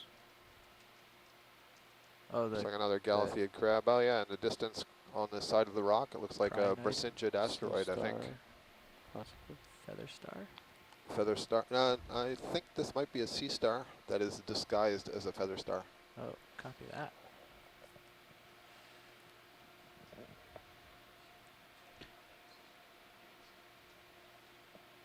Let's see if I can get a good view of it.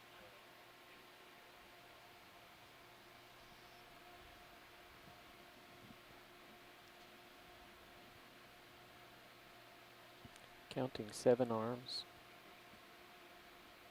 Yeah, I think we saw one of these just after we got to the bottom. And the Brasingids are fairly common in the deep sea. It's a kind of sea star. Yep.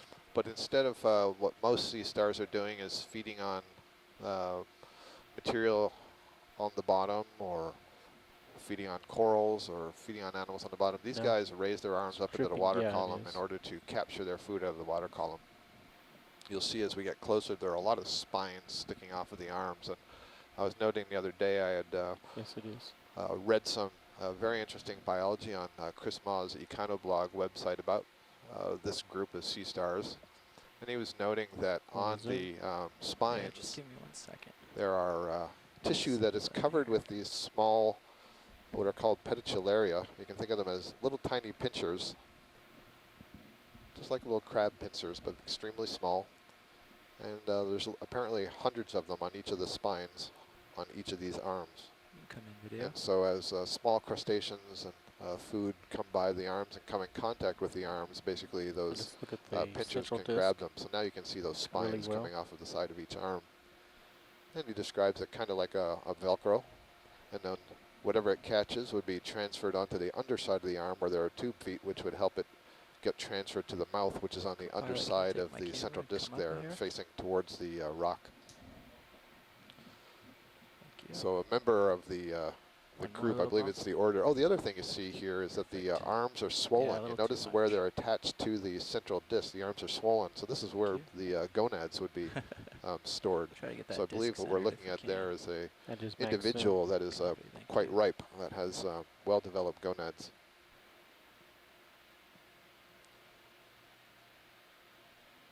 Now, do we know if these reproduce asexually? Well, so that would be sexual reproduction, so there would be sperm and egg that would be produced in those gonads. And I'm not sure if these have external fertilization. External fertilization would mean that the sperm and egg Are we is doing released into the co-pilot? water column. Great. There are many sea stars where if they become fragmented, so if Okay, they're video split in when half, you're for ready. example, Okay. they are capable Go of ahead and lift off. regeneration, or if they lose an arm, they're capable of regenerating that. And if basically you split one in two and you get two new individuals growing, that is a form of asexual reproduction, but I don't Slightly believe south, they at intentionally least. fragment to asexually Okay. reproduce. Copy that. So there's another very interesting story that Chris Ma also has in his Econoblog that I encourage you to go read, and that's about the name Brasingid, the name for this group. And he notes that it's derived from a story in Norse mythology. Basically, that term brissing is Surface of the this rock breast looks a little ornament, different. basically like as I think of it, kind of like a necklace or a brooch of Freya, who is the wife of Odin. She's the Norse goddess of love, beauty, fertility, and childbearing. Yeah, just so you know, it's getting a little steeper in this section, so. Yeah, we should be coming into tighter contours, Jeff.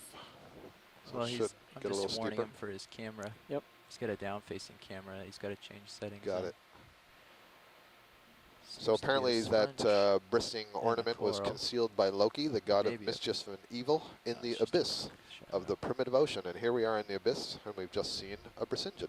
Isn't that Yeah, neat? actually, the lighting is perfect right So now. taxonomists, being the creative group they are, these are the biologists who apply names to the different species of animals that we see, have continued in the tradition of that original name, Brisingid, for the group, by naming various of the genera and families within the Brisingids for other Norse gods. So you can read a lot more about that and see some of those names on Chris Ma's Econoblog website. Can we look at that crack left of lasers? Just take a quick image of it. This one coming into center now. Yeah. Bring it up a little.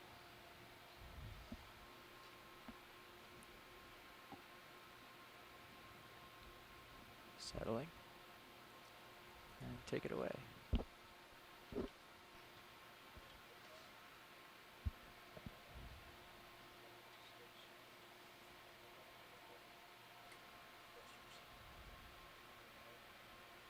Yeah, I'll touch base Well, with that's Bridge. gonna be very descriptive too. Go ahead, but, Bridge. There's at least a still image of it. We can cruise on. Okay, let me just tell the co-pilot stand by. I'll verify that. You want to rotate about the A-frame?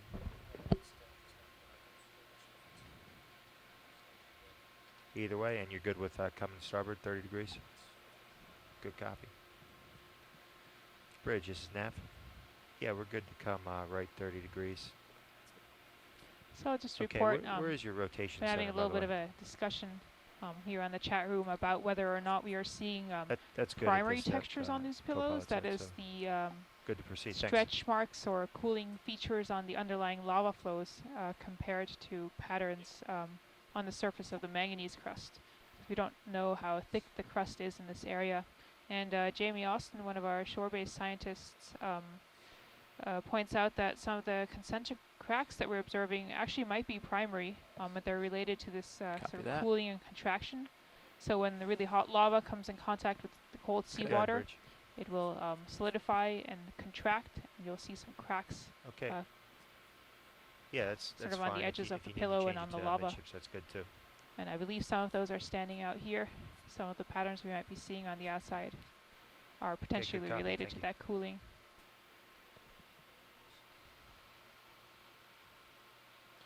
Nice pirouette around that is a beautiful thing. Look at that crack that goes straight up and down there. Yeah. That's really interesting. We've seen several pillows now that were cracked right down the middle. This is a huge pillow, though. It's supposed to be more of a mound of multiple pillows that maybe merged together. Very interesting. There is actually a technical term, a mega pillow, for a large pillow that is feeding other smaller pillows coming off of it. So this could be a mega pillow. Coral on the back side of it. When you look at the Sirius view, it looks like a large potato, a large baked potato. It And does. another one right behind it. If we're continuing the food analogies here. So we got our potatoes and Can our we ice cream. snap on that And Jason Chater had suggested onion skin. Yeah. Coral. For potential texture. Now we coral, just- potential sponge. Yep, we just need Here? to find a sea Or cucumber. the bottom. The one that you're looking at. The Oh, raggy no. lasers. Yeah, absolutely. You can Snap snap it. it. Very nice. It looks like, let's see, what are we Interesting seeing? Our looking sponge, associate. another sponge with a worm on it, scale worm, polychaete worm. And I'm not sure what the red stuff is. So, you know, one might think that this is a hydrozoan. We haven't seen any hydrozoan colonies today. Hydrozoan's another kind of cnidarian, but I'm pretty sure those very thin Snap filaments on that the are harm. rising from the branch Let's get a steel are after you get up basically there. these Stand by. Let me just spicules come up of sponge. a hair.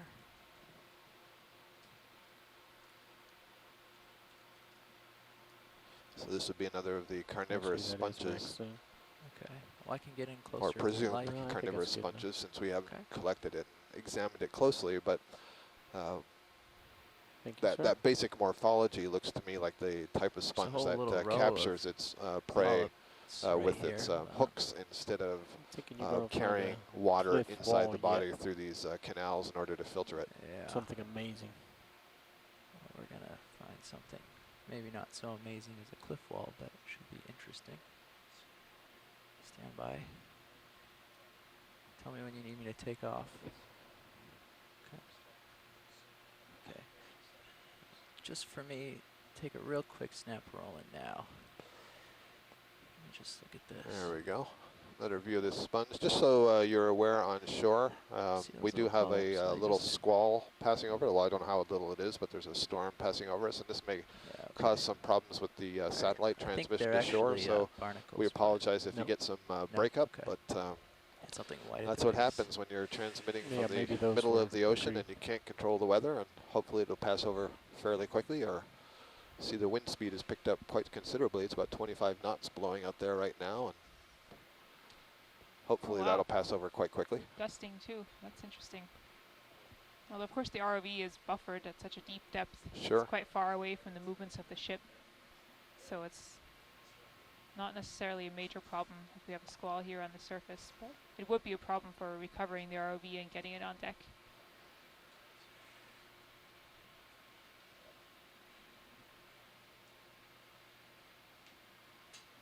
Continuing on. I think this is another one of the Corallomorpharians that we saw earlier. Looks like a sea anemone, but there's some subtle differences in the shape.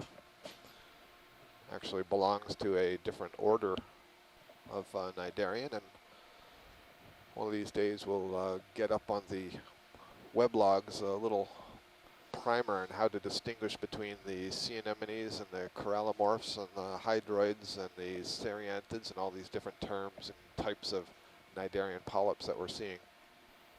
Can be fairly confusing. Go bridge. They're all soft-bodied. They all have stinging cells, and they all have this very simple digestive tract with one opening into it. Copy that, thanks. But there are other morphological and ecological differences among them. All right, no problem. How much lift in that move, by the way? Looks like maybe a sponge here just between the lasers. This might be worth a shot if you have time, Jeff. Sorry. Okay, copy that. Plenty of time. Watch lead. Repeat what you need. You're pretty faint. Okay, I apologize. I'll speak up a little bit. There is right in the center of the screen, there is a yellow, a white round object. It's just to the right of the black rock. Got it. Thank you. Yep.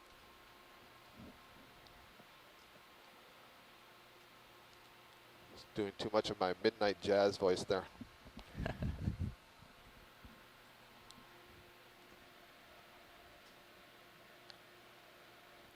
Interesting. What's that? Did we look at this? These little platy rocks just to the bottom of the screen. Darker ones seem to be sitting on top. Those were sort of unusual. Standby video. We'll get it. Looked like it, like some debris we had seen earlier. Yeah. Spot here. I can't tell if there's a bit more sediment here, or it's just that we're at a a slightly different height right now. Look like a track of something. Or it's a little flatter, isn't it? It's a little flatter. Definitely looks a little bit flatter here. We may be coming up a terrace feature. Again, since the contour lines here seem fairly regularly spaced, and yet we've been coming up steep features and then flattening off. I just have to say it again, this terrain is so unusual. All of these lobes and lumps.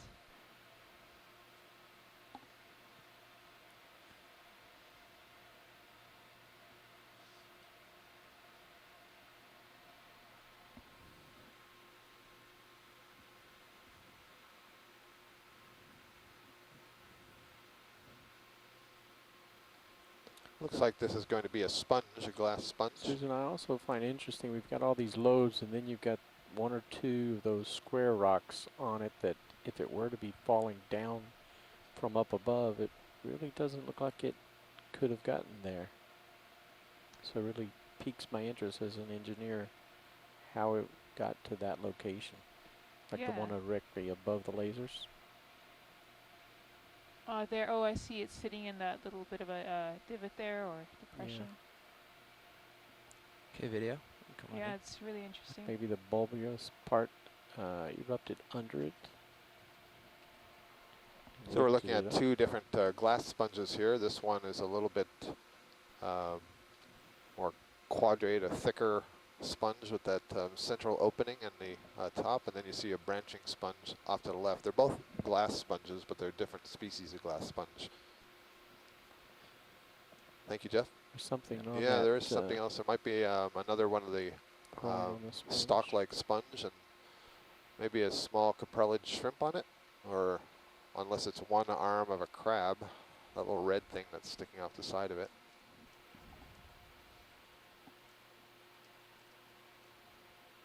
Trying to get the red right here. Yeah, sure is a lot of small stuff, I can tell you that.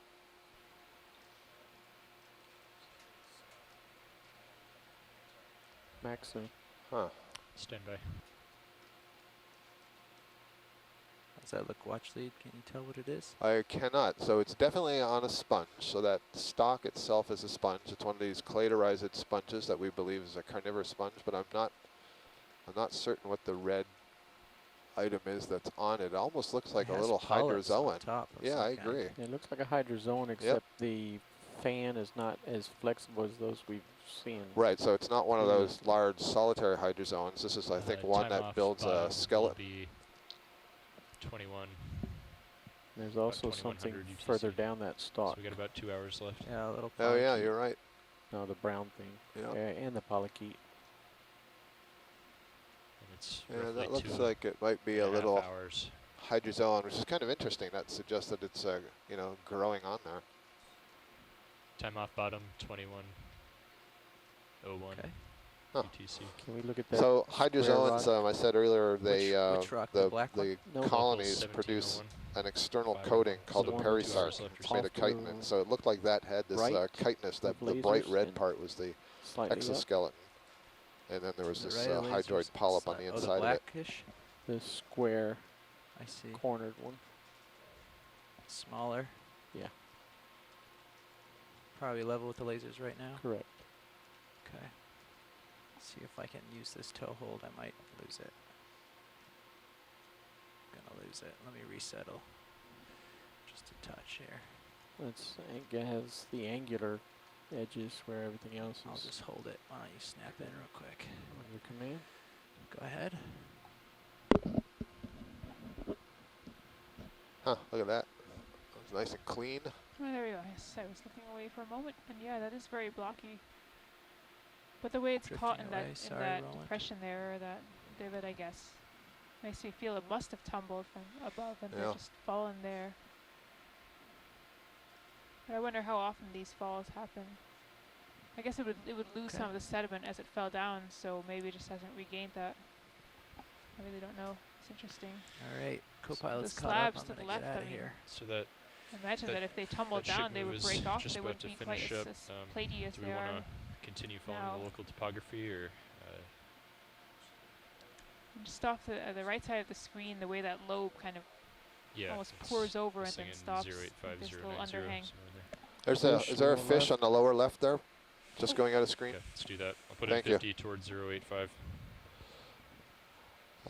Nav and pilot, just for information's sake, the waypoint was put down by our overview group. We're just interested in going up the slope, so whatever is easiest for you guys to do that is good for us. It's going to be more to your left.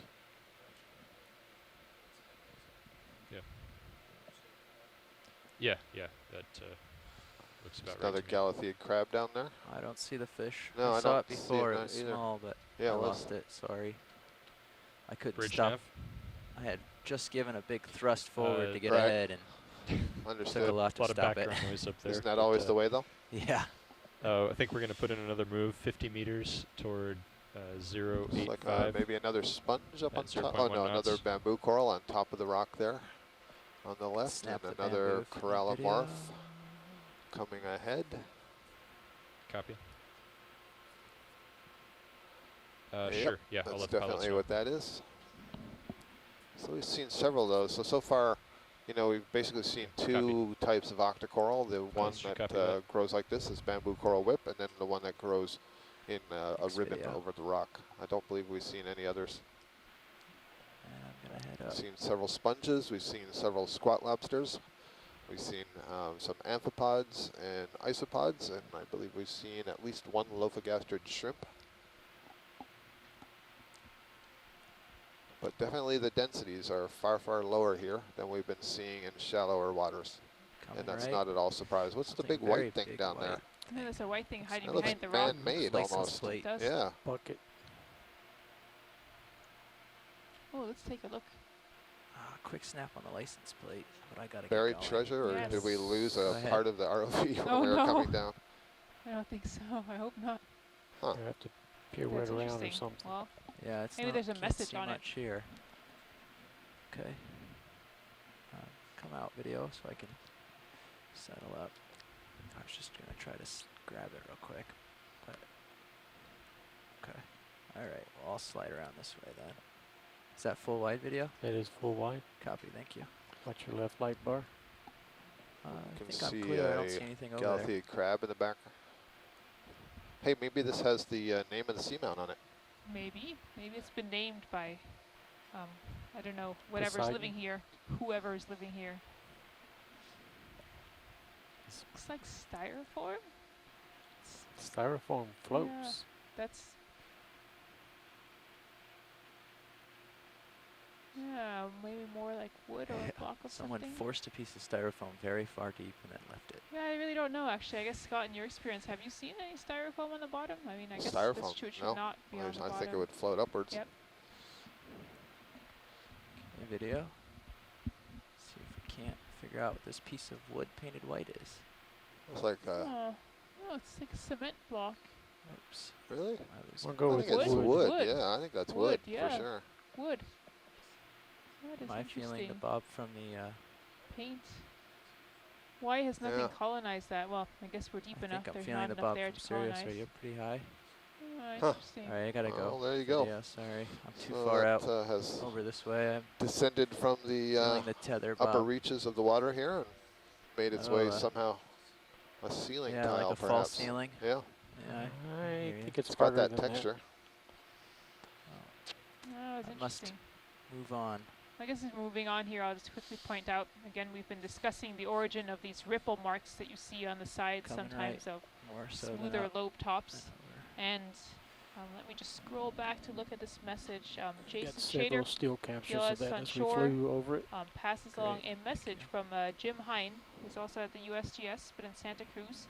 And he is a foremost expert on the formation Just of to follow manganese up, the crusts. Ship will And start moving Jim at Hine writes 085 that in a these minute here. elongate ferromanganese oxide ripples are a modification of the botryoidal texture. So botryoidal is sort of this grape-like texture that you see elsewhere. That is actually, so these ripples are controlled by currents. So there's some Go sort bridge. of interaction between the currents and how Copy, that thanks. manganese crust is That's building up. okay. Sort of how you would suggest that, looking? I think, Scott, Still that gotta there come might right be more. some differences in how those were formed on the sides versus on Copy the that. top. First on top, I see. Yeah. Okay. Just So you tilt the get that camera up a different little bit. texture on different Tilt up. faces of the Got it. rock. Yeah, I think that's what we're seeing. It's always on the side and then Good. smoother on top. Yeah. Great. Is that a coral or is that a sponge? Looks like a sponge. I see a Galatea Snap crab. last. Yeah, I think that's a branch sponge again. Two Fern. Galatea crabs. Sponge. Okay, 2 crabs. And a coral on that little rock in the middle there.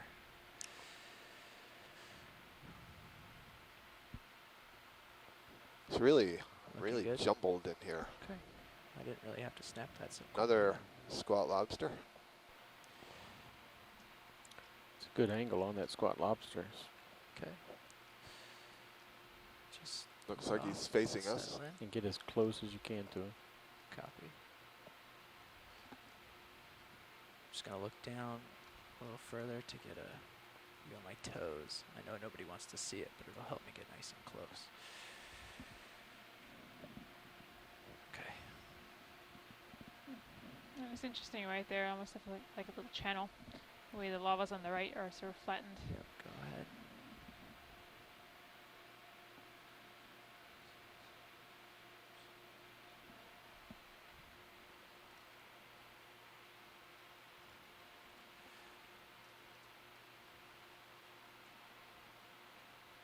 Can you bring it back center for a second? Just so I can maybe see this lobster in the view. know how close I am? Yeah, perfect. Thanks.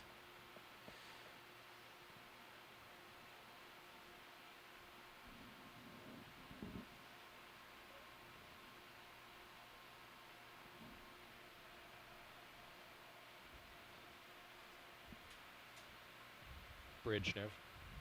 Just driving to get a nice How are the weather frontal view of conditions one of looking up these there? squat lobsters. My understanding is scientists use the several Great to hear, specific thanks. areas of the Okay, lobsters video. to identify them. Maybe Scott can give See us if more that's- details. I'm sorry, Roland, would you repeat that? I was reading. Just trying to help the folks at home understand how the scientists, what portions of the these creatures you like to see. Yeah, used for identification. Right. So, Video. with a lot of crustaceans, you need to look at the morphology of the legs and the morphology of the mouth parts. And then for species identification, you need to look at specialized structures that are used for reproduction, for holding the eggs or for transferring sperm from one individual to another. So when we get a close-up look, we can at least see the lengths, for example, Just of trying to different get sunlight articles of here. the legs. So of course, then arthropod maybe, means jointed depending on leg. how So much you know they have requires these to hold it. legs that have articulating Just trying to find a segments, and so toehold the nice and close length for of the a segments, how many spines are arising from the segments, how many spines are arising from the head, for example. All of those are important characteristics that are used to identify different kinds of Okay, crustaceans in general, and the squat lobster that we see here. And you hear us use a lot of different names. can you The bump me down just a hair? classification scheme is hierarchical. So we have the kingdom Walking my head Animalia, walking my and head then over. within the kingdom Animalia we have some 35 or so different phyla, groups of animals. So Arthropoda would be a phylum, Echinodermata would be a phylum, Cnidaria, for example. And then within the Arthropoda we have several different classes Seems like of this animals, and spot doesn't one of like those the is the heading that centers the Malacostraca, and crab. that's what includes the lobsters and Yeah, crabs and down. shrimp and so on. And eventually you'll get down to a grouping that is the Galatheidae, excuse me. On the Galatheoidea, I think it's the Galatheoidea. I believe that's an order or a superorder. Don't remember which right now. Partial place. Galatheidae is a family, get and it. so we're getting down Promise. narrower and narrower, and then eventually you get Boy. to where there's separate genera and species. So there may be many, many species that fall under the umbrella of, quotes, squat lobster. And this is one. I believe this would be something, perhaps Munidopsis might be a genus. I'm not an expert in the He's squat lobsters, so nearly maybe turned just away guessing from at you. the name there, but that is a common Going in. genus of deep sea squat lobster. I think my camera's all the way down. I You said can try earlier it. that they're related Oh, to got it. hermit crabs, and Okay. one of the ways you can see that when you look at their morphology is that they have Next only one. 4 pairs of legs. They all belong to the decapods, the decapoda, which have 10 sure. pairs of legs, but on these particular ones, that 10th pair is reduced, somewhat hidden from view. Copy. Sliding still to my right. So the squat lobster wasn't a very good subject. He turned away from us. So we'll find another one a little bit later.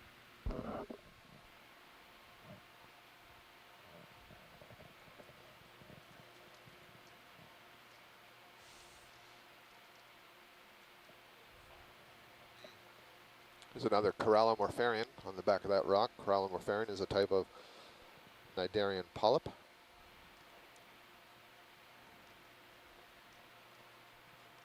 It's described as a being like a stony coral but without a skeleton. The Corallomorpharian is.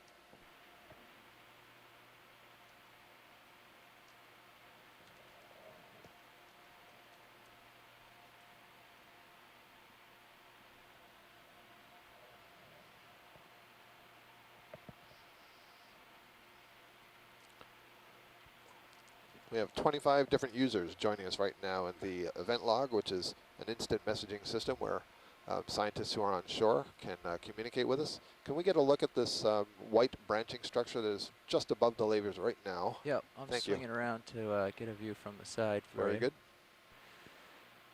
Looks a little bit different from what we've been seeing earlier, but it Might be another one of these Watch my interesting swing arms. sponges. I'm not sure how close I'm going to be on that side.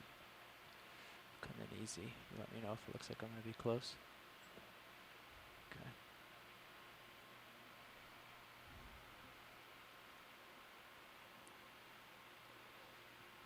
Our current depth is 4,641 meters. Water temperature is 2.28 degrees Celsius. That's less than 5 degrees Fahrenheit. Also take note of the rock in the upper left-hand corner. It sort of has a crack. Maybe it's wider than the others. Did I say 5? Sorry, 35. I apologize. 35 Okay, degrees video, Fahrenheit. take it. Close to freezing. Yes, another sponge. So we have a lot of Got a interesting lot of current sponge coming from morphologies behind me here. right now.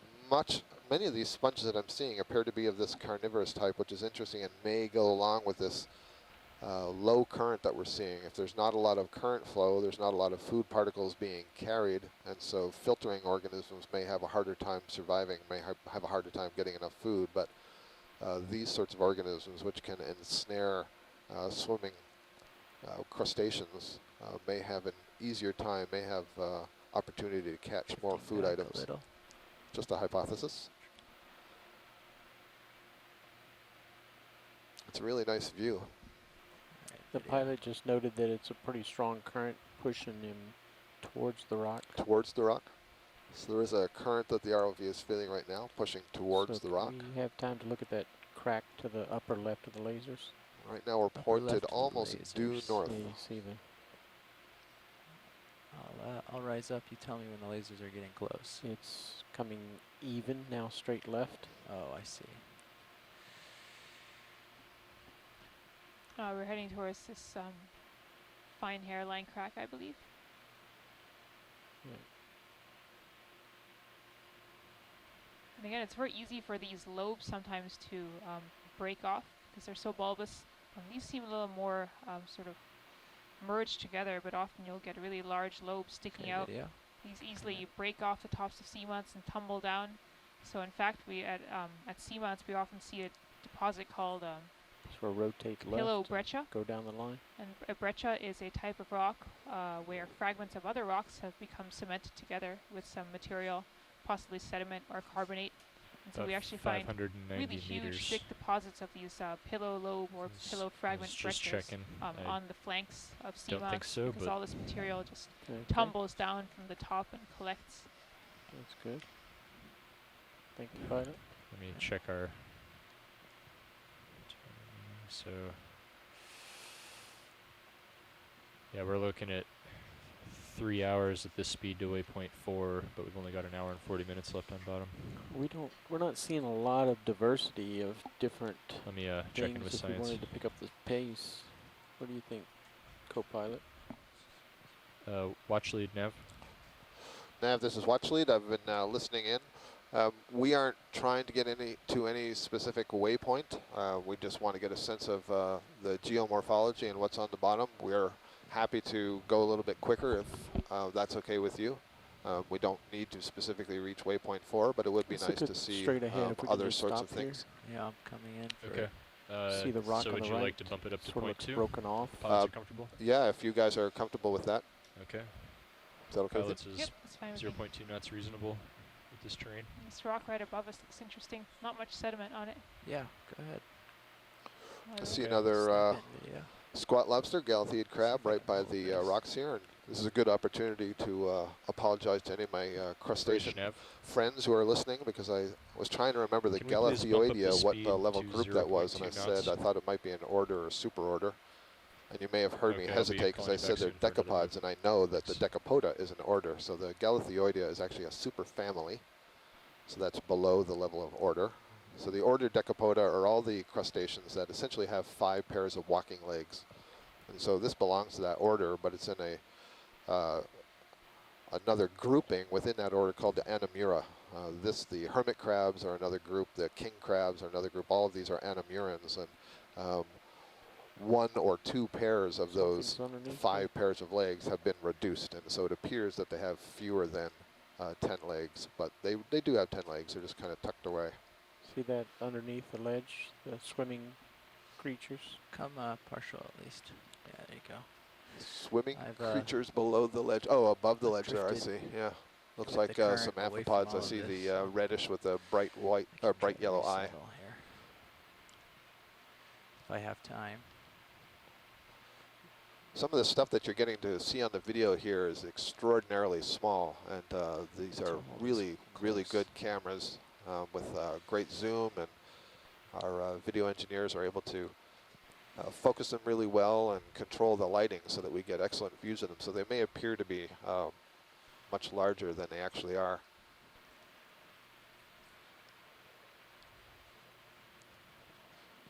Maybe we're looking in the side view mirror of the ROV. Objects are larger than they appear.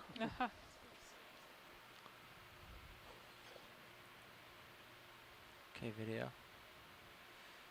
I'll light up in there and see.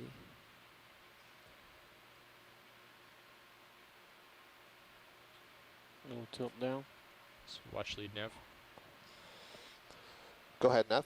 Just so you know, moving at this speed, we'll be reaching waypoint 4 right at the time we need to pull off bottom. Oh, that's great, because it looks like the top of the ridge, so I think that's perfect. Great. Thank you. Something red back Just there. sort of bump left. Little amphipod. Little amphipod crustacean. Yes, you are. It's got yellowish face, or it's probably the eyes that are reflecting.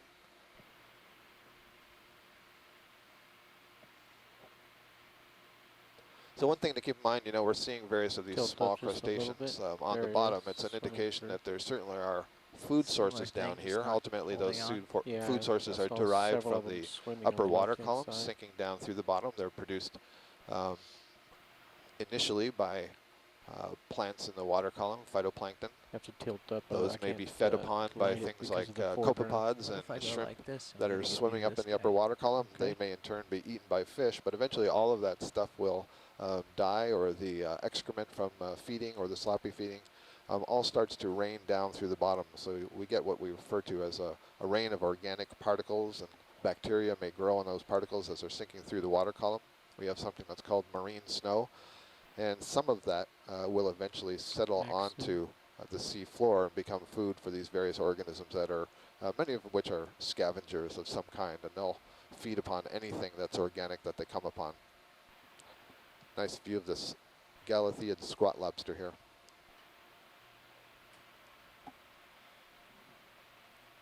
Well, so it looks like this current bearing is going to follow the slope pretty nicely, so I'll go ahead and put in another 50 meters.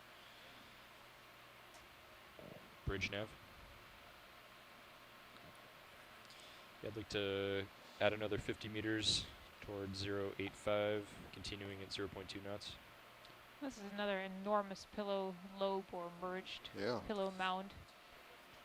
That's it. Thanks, Nick. Okay, I'm just going to go around this rock instead of over it, so I can try to keep the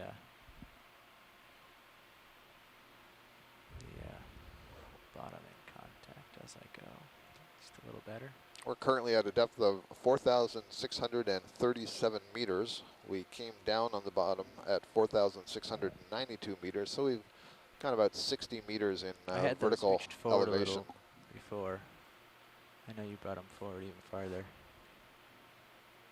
And I see Whatever lights Andrea up well. Quattrini is Just trying to follow in our event log, and videos she's leads passing and on a gas. question that she Roll sees what on do you Facebook, where the group in the underwater camera group is wondering what they sell in the ship store. And one thing they sell is T-shirts and sweatshirts, raise money for different kinds of equipment and movies on the vessel. But they also sell various sundries like shampoo and soaps. But as Susan well knows, frequent customer at the ship store for chocolate, and they have soda, chips, various things like that maybe we forgot to stock up on before we left shore. And sometimes some iced mocha coffees. Iced mocha coffees. Not wow, sure if I I've haven't seen seen those that at the stocked store I've been to. Oops, Yeah. did I give away a secret? It's been a while since we've seen one of those. Roger that. So let's take a look. As Seen we one of what? the thing under the lasers. As we move over the bottom here, Yeah, I'm sure we'll see more. we're I'm just getting a pointing little out higher to on the you. slope. I A crinoid. have to acknowledge thanks to the this guy coming ship's into view crew, now? the ship's Yes. officers and engineers, and And one of the Sea Star. the rest of the crew of the Okeanos Explorer, who were able to mobilize this morning and get us from the alternate location of Kiwi Seamount, where we couldn't dive, and get us down here onto this unnamed seamount. When we got here, we had a little bit of a problem with one of the aft thrusters, and took about an hour, got that all squared away, and that allowed us to get to this really deep depth in this unknown seamount. We're all really excited to be visiting here, so great work, guys. Thank you. Settling.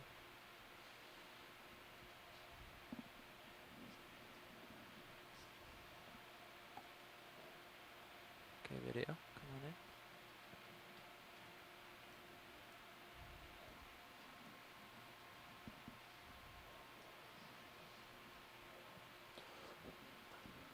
Take as much as you'd like. Yep, just waiting for it to center and settle.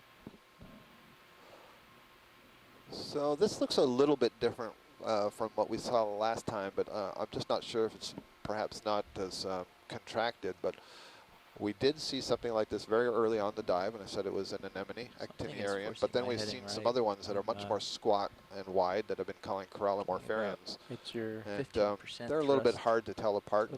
Looks like your tether. One of the things that we may be able to do following the dive is we use some of the imagery that we've captured, and we'll send this on to some of our colleagues who are experts in this field, and will help us identify some of this. Yeah. Okay, video. If you're okay with that. Yep. There's a little crinoid over here, I think. Sea Star. Oh, sorry. Another sea star, similar as what we saw. I keep thinking they're crinoids because they look more like crinoids than sea stars.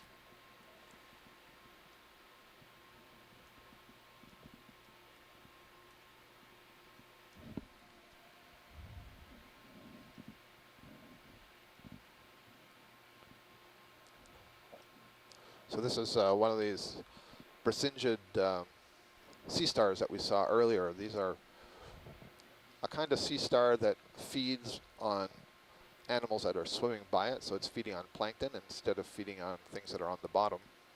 Raises its arms, they're curled above its body to snag close as you can get to it. various crustaceans, shrimp and amphipods and things like that that are swimming by. See what I can do. Perched on top of this rock, we may have a bamboo coral. Looks like it's fairly large polyps that are extended from it, so this wouldn't be the sponge, this would be a coral. Seems to have itself a rather nice location up there on the rock, and it's just interesting to me that there aren't other corals and sponges that are growing up there. It's taller over here, so I can't. Looks like a pretty lonely I'm existence. all the way down on the ground. And let me back up just a hair and see if it's any better.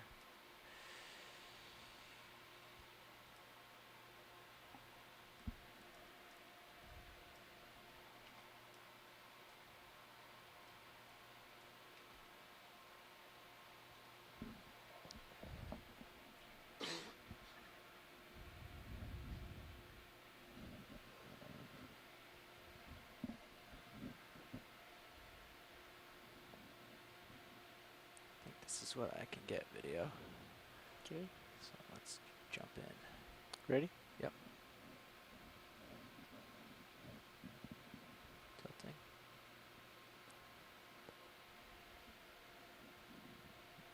There's a barnacle, there's several barnacles that are on the face of the rock here, on both sides and below this brisingid asteroid. It's a really nice view of the brisingid. You can see that the arms are curled up, and one of the things you do not see in the center of the arms there is the mouth, and that's because the mouth is down against the rock. If this were a crinoid, a feather star, you would see the mouth pointing upwards. So that's one of the ways that you can distinguish between them. There are many, many other differences, but that's one fairly easy way. So this is a sea star that functionally, the way it captures its food is acting like a crinoid feather star.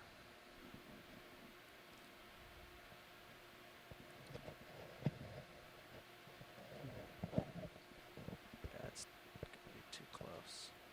Can we look at the lines around the rock? You see it sort of on the top. I see what you mean. There's some dark lines just at the top, almost sort Yeah. of a zigzag. Like something's Kind of a crawled snake over it. pattern. Yep. Looking for what you're talking about. I don't see it. Very Top left edge of the left. screen. See, there's Okay. a black mark there. See if I can. Maybe that little hole actually is a And on top of the rock House. too, yep. top of the Can you rock. come up actually? Keep control and come up. I suspect this is something like what we were There you go, looking at perfect. earlier, but you know, it may be Okay, the left- abandoned, dead, left of encrusting lasers. material. Go on left. See where the hole is? Yeah. Right there or keep going left? Keep going left. Copy. Okay. Rolling. This Yep. is going to have to be quick. Yep. I see, it does too lead to that hole, fast. doesn't it? I'm not sure if it came from the hole or went Huh. to the hole. Really not sure. If it's a hole at all. Cleaned Right. off the sediment, that's why we're Okay, seeing video, those I wanna darker get trails going there. soon. So looking at it that close up, that's not encrusting, that's actually cleared off rock. So one Great, possibility is that there's a tongue worm that's living in there, or it's also called a spoon worm, that lives in the hole, and then it extends its proboscis or its tongue out over the substrate and picks up Bridge nav. the sand and mud grains and the organics that are associated with them. So that's Yeah, one how, possibility. How far are we through that last move? Okay, let's, we're moving pretty quick, so let's go ahead and add another 100 meters toward 0.85, continuing at 0.2 knots. Yep. We are in Thank much you. flatter terrain now. Although it looks like, are we coming, we're not coming off the ridge at all. Maybe it does flatten out here. Look at that piece. Still seeing all these lumps here, these pillows. Interesting sort of spallation patterns on top. I'm not sure if that's the manganese crust that has spalled off there, or Yep, if that is just an getting original a texture. Just the way quick view thin of this layers as I seem to go. have cracked off the tops of some of these lobes. This is an interesting boulder here. Yeah, this looks like it's tumbled. dislodged. Yep. Definitely. Step my toe a little. Sorry, guys. Step my heel a little. So this is looking off this somewhat flatter Little area of the close with the ridge steel to camera there. the south. Copy that. I recall we said we were climbing kind of the spine of this ridge from the west, more or less to the east-northeast.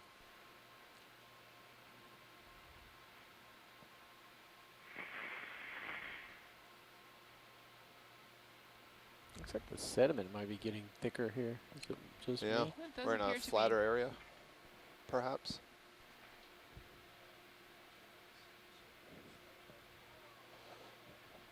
So I guess another thing is that, you know, as we move up this ridge, we're getting to a wider sort of, I'll call it a shoulder. Violet? I'm not sure what the proper geological terminology is, but, you know, it was narrowed down on the spine here and is getting wider, and so that might affect the rate of current Just flow snap over to it, the so white you can get object, more, Confirm sponge or coral. I guess, The less smaller, the